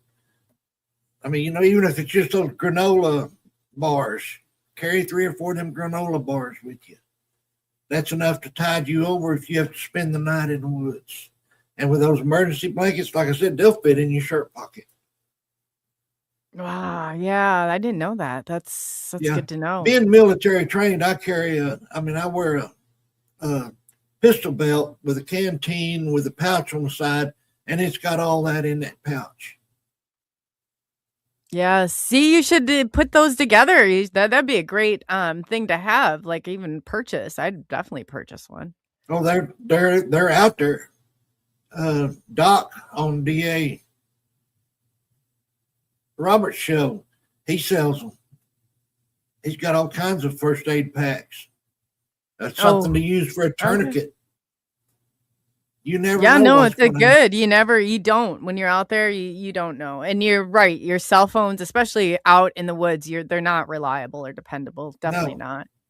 I carry a cup. I've got an army, a military grade compass that I carry, but you got to learn how to use them too. But Yeah. you can buy them on Amazon. Buy you a military grade compass. Learn to use it, and then you'll never get lost in the woods. That's a good point. Which side is the moss on? If you get lost, what is the moss on the north? That is not always true. It's Oh. supposed to be on the north side, but that is not always true. I found it on the south side some. It actually, yeah, Dark Angel Medical is the name of Doc's. Blackie Awesome. just put it in there. Thank you, If Blackie. you get into a good shaded area, the moss might be on the south side, so you can't go by that. There's another little trick.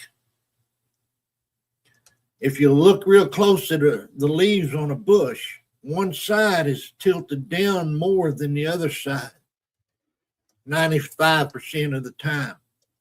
Well, that side that is tilted down farther is south. The north side is up farther. Okay. There's That's all good to kinds know. but none of them are 100% at all times. I was a zipline guide trainer, and we did it out on and I tell you, I learned a lot out there. I used to eat the berries, and here I was, and don't eat the berries, okay? Because I was eating them, and I was like, man, these taste horrible. I looked up, they're like pulp berries, and it said, Pokeberry poisonous. yeah, that's what it said. In 5 hours, you're either going to be dead, or I thought, do I even go to the ER? This is so stupid. I just ate 3 handfuls of them. I didn't. Nothing. Well, it depends on the Nothing major, stage but they're in, how poisonous they are.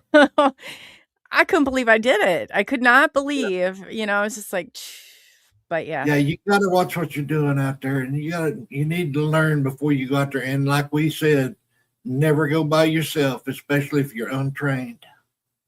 That's a good point. And yes, and that's keep everybody updated on where you're at. It's easy to get lost. It's easy something to happen, fall, like Pop said. You never know. It's good to always take those precautions. Definitely. Yeah, and we'll go over a lot more of this as ever shows. So that's good. This is great. They were saying I'm pulling a Roger, the 20-minute Southern goodbye. Thank you, Moon. Thank you so much, Moon.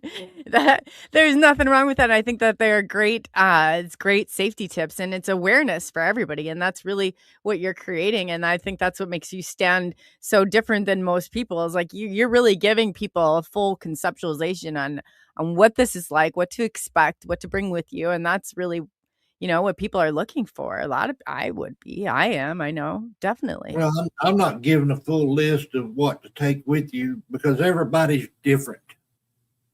You're going to want to take different things than I'm going to take because I'm a tracker. So I carry flags, I carry marking tape, I carry a lot of other things so I can track whatever I need to mark the track line. You wouldn't carry stuff like that. But as far as safety things, yes, everybody needs to carry the safety items. Yeah, no, I used to carry, I started them. I have one of those camelbacks with the water, and yeah, I'll never forget it when we were out there and I was on the line, and you're having to pull, when you're pulling somebody in, it's not easy to pull somebody in off a zip line. And I tell you, about died out there from thirst, and that was enough to wake me up on that one. But I always carry, well, I don't ever go very far, but I still carry at least a canteen of water. But it don't hurt to have a couple bottles of water in your backpack because if you get stuck overnight, a canteen is not going to last very long. Thank you, DANNO, for coming DANNO, on. you're good. Yeah, we appreciate it, DANNO. We won't keep you. You're good to go. Yep. And then send me a message and we'll work out a time. You'll love him on your show, Danno. You really will. But you can't keep him. Just joking. But yeah, no, this has been an absolute wonderful time. I've really appreciated Danno coming. I mean, those pictures really were mind blowing. This is great information, and I'll get this clip to Pops and try and get some of that safety stuff together, because I really do think it's very important for everybody to listen to. I need to sit down and really think about it and come up with a list of what you should carry. You don't have to carry a full medical kit like we were talking about a while ago, but certain things you do need to carry. I always keep my lip gloss on me, but that's not probably something, huh? That's what I said. Everybody's different. I'm joking.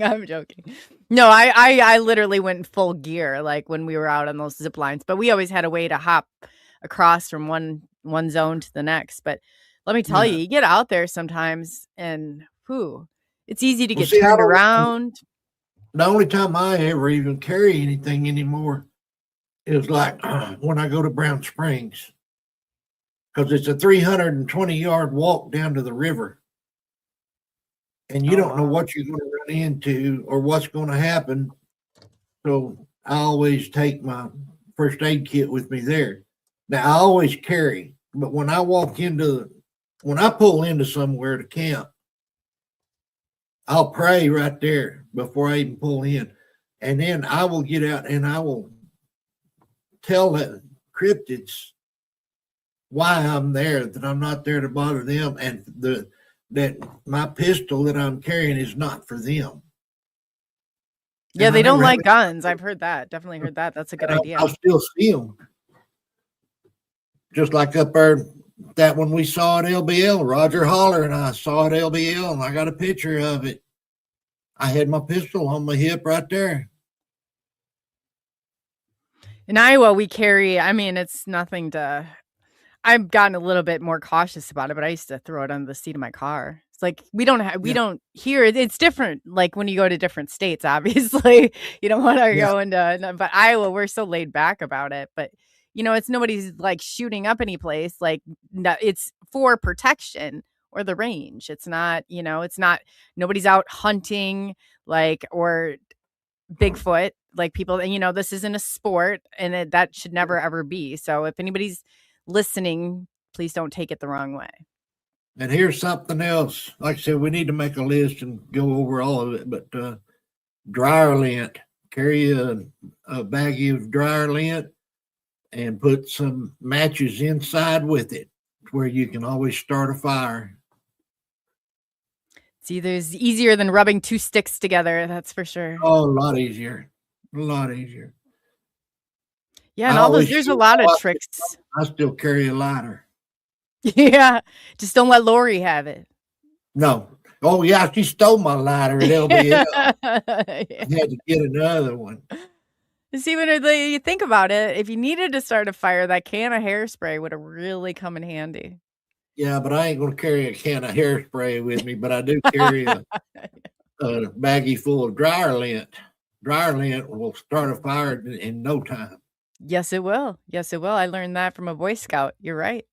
Yeah. You're right about that. Well, see, these are good tips. We should do like what's a name, like a survival? I don't know exactly what you call it. There's the survival kit. Is that what? Yeah, I think a lot of people would be interested in doing that. That'd be cool. Definitely. Yeah, dryer sheets, like he said too. They work too. That's interesting. Yeah, I was. You think about your dryer, I was like, whoa, man, I didn't know they were that flammable. But yeah, that dryer lint, I'm telling you, we went to go start it, couldn't do it. And I'm like, somebody's like, do you have dryer lint? I was like, a garbage can downstairs full of it. And it went right up. Oh yeah, and that's why a lot of house fires start from the dryer vent topping up with lint and getting too hot and starting the fire. I believe that. There you go. P. and Rush said it right there. Cryptid survival kit. Yeah. See, I think you're onto something. Have you spoken with Eric and Glenn yet? Pops, you'll love I've that. watched, Next I've, time I've they watched them on the shows, but I haven't talked to them. No. Oh gosh, they are a trip. I know they've got something going on the next couple weeks, but I'll try and get them on a Tuesday. They are a trip. I really enjoy them. Really I've enjoy watched them. them several times, but I haven't actually talked to them. Oh And yeah, they're great. You like them. that Glenn, they always reminds have Glenn doing something. He's kind of like the bait, and they've been friends since college. And the dynamic is really they're funny. They bring a lot of knowledge, but their humor. Oh my gosh, it's a cool show. Very cool. I wrote down TKB so I ain't got him. I'll have to figure out a way to get a hold of him. I didn't know if he was on Facebook or not, but if anybody knows how to get a hold of TKB, definitely let us know, because I know Doing a Pops lot is of trying to chat. get I'll in. have him next time I see him in chat. I'll have him get a hold of me, and we can either have him on Pop's panel or on the disclosure. Either one works. Yeah, if you get him, nail him down. It's good. I've listened to him before. Oh yeah, I like TKB. I do. He's wonderful, and he's a really good. Like, he's very supportive as well, and you can tell he's genuinely passionate about what he does. So that's amazing. Now, and he taught me something that I didn't. Well, I never thought of it until I heard him talking about it. Every tree, well, every living thing has a spirit, especially the trees, and he got me in the habit of apologizing to the trees when I cut walking sticks. Oh, I've heard you do that before. Yeah. That makes sense. Okay. Yeah. He listens to the trees, and he's not the only one. There's several people that I know that actually talk to the trees, and the trees talk back. That's like people don't believe me either when I say the Bigfoot talk to me and the Dogman talk to me. They do. Every living thing has a spirit, and every living thing will talk to you if you listen. Absolutely. Then 1000%. I've gotten a picture before, and you could see what was running through. Like, I don't know. It was almost like energy running through the trees, and I was like, it was very interesting. Yeah. Definitely a believer. That's what's said, and that's why TKB actually, I don't know how to say this. I was interested in his story his experience, because of all of that. And that's why I want to get him onto the show. Oh, that's very cool. That is very cool. Well, we'll get him on. And like I said, either way, you can Tuesday or a Pop's panel. I mean, or both. I mean, that works. Yeah. I would love to get him on. Probably have an opening on here faster than me. What is going on with my phone? Yeah, I know. I can't believe I'm booked up all the way through November already. Well, you know what? If you want to start filling, I mean, if you get an overflow for Tuesdays, go right ahead. I mean. Yeah, that's what I'm going to do, is just try to get some of it for Tuesday. That would be, great. Thank you. I would appreciate it. That would be awesome. Yeah, we're booked up on Pop's panel. Like I said, 11th month is the first month that I don't have an opening. I mean, that I've got an opening. That's amazing. So that'd be November. Yeah. That is amazing. Well, you can thank Lori and Cindy for some of them. No, you guys are an amazing team. I mean, I absolutely just blown away. I mean, it shows people how we need to stick together. It shows people that this isn't a team. This isn't a one-man mission. This is a collective, Yes, Roger Holler, you are on next Monday. I will send you the link as soon as Coley posts it. Yes, Roger, and we're not going to be with StreamYard, by next Monday, but we'll have it figured out, and by then, I think it'll be a lot better experience. That's for sure. Did you find Roger's bio? Yes, I did. Mm-hmm. Okay. DANNO's, I did not. Oh God, I'm responsible for if there was anything, so I'll go through and make sure that everything was okay. AI. You cannot trust AI. I have a thing through. I won't even go into it, but yeah, I don't use AI at all. I usually don't. But this week, because I've been moving and packing, I kind of would just cut anytime you cut a little corner, this is what happens. Yeah. So I learned my lesson. Yeah. I don't like Well, AI either. I like to write my own. I've figured out a way to store it, and now all I got to do is just send you the folder through email. Because I Yeah. don't know how to put it on here. Well, we won't be on here, but the next place we go, our new home, the StreamYard, you're not our new home. I hate to break it to you, but our new home, we'll figure out, and then we can go through and kind of figure it out together. Yeah. I figure it's Okay. kind of pointless at this point to go through StreamYard if we're kicking it, you know? Yeah. Yeah, I don't blame you. But yeah, so I Roger's just, oh, go ahead. going to be on Doug's show Sunday night, he said. And Doug Oh, is, you're talking about Doug Highcheck. oh, okay. He's going to be on, he's filling in for Doug Highcheck on Untold Radio Sunday Awesome. night. That's awesome. Do you have a link or? Yeah, I do. Hang on a minute. I've got it for Roger. I just got to find it. Yeah, we'll get that posted. Roger, you have a great There channel. it is. Ah, come on. And of course, man, I'm still not used to this. And it's messing me up. It is. This Windows 11 is different from Windows 7, and I'm still not used to it. I'm back on a MacBook, so I have a MacBook Pro. I'm back on an iOS, and it's still like it doesn't matter. It really does not. Here we go. So if you guys are Sunday night, what time do you know? What time, Roger? Yeah, what time, Roger?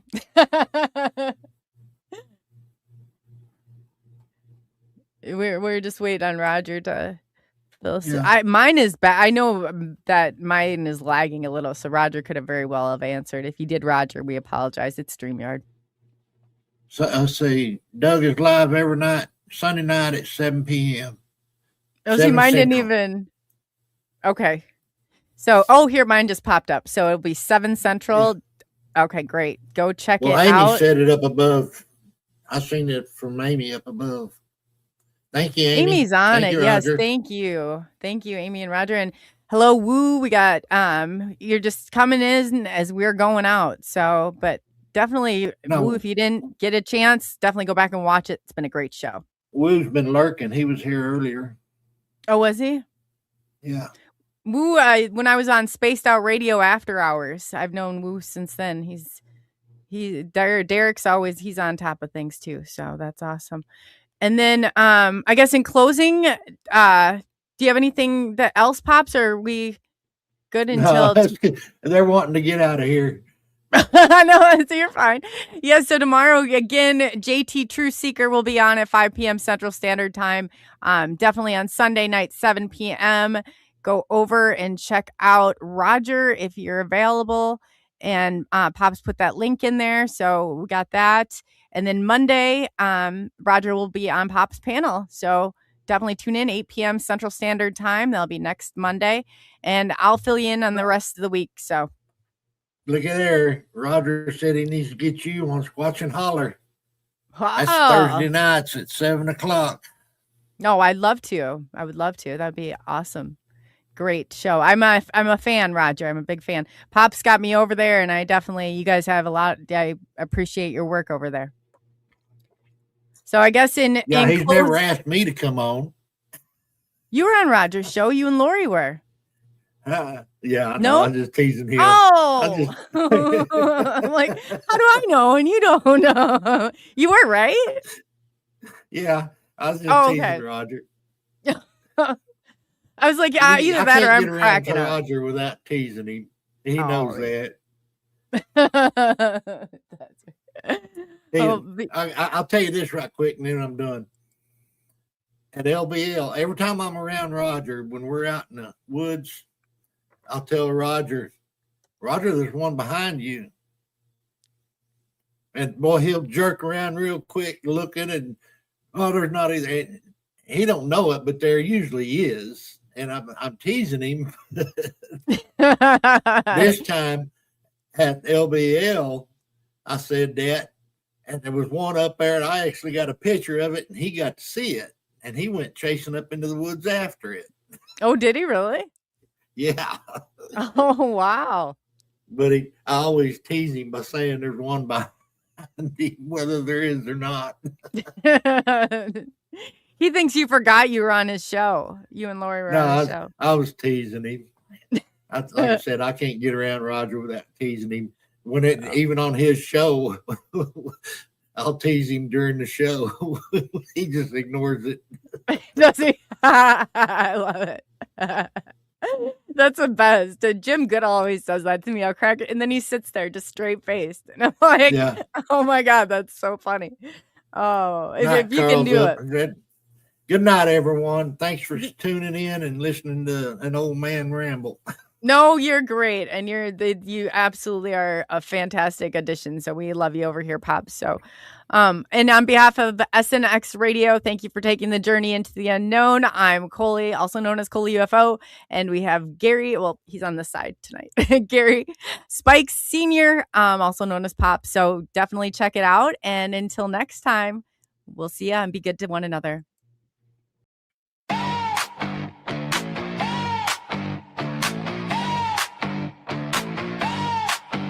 COLEY UFO on SNX Radio. Whole room lean when the signal go.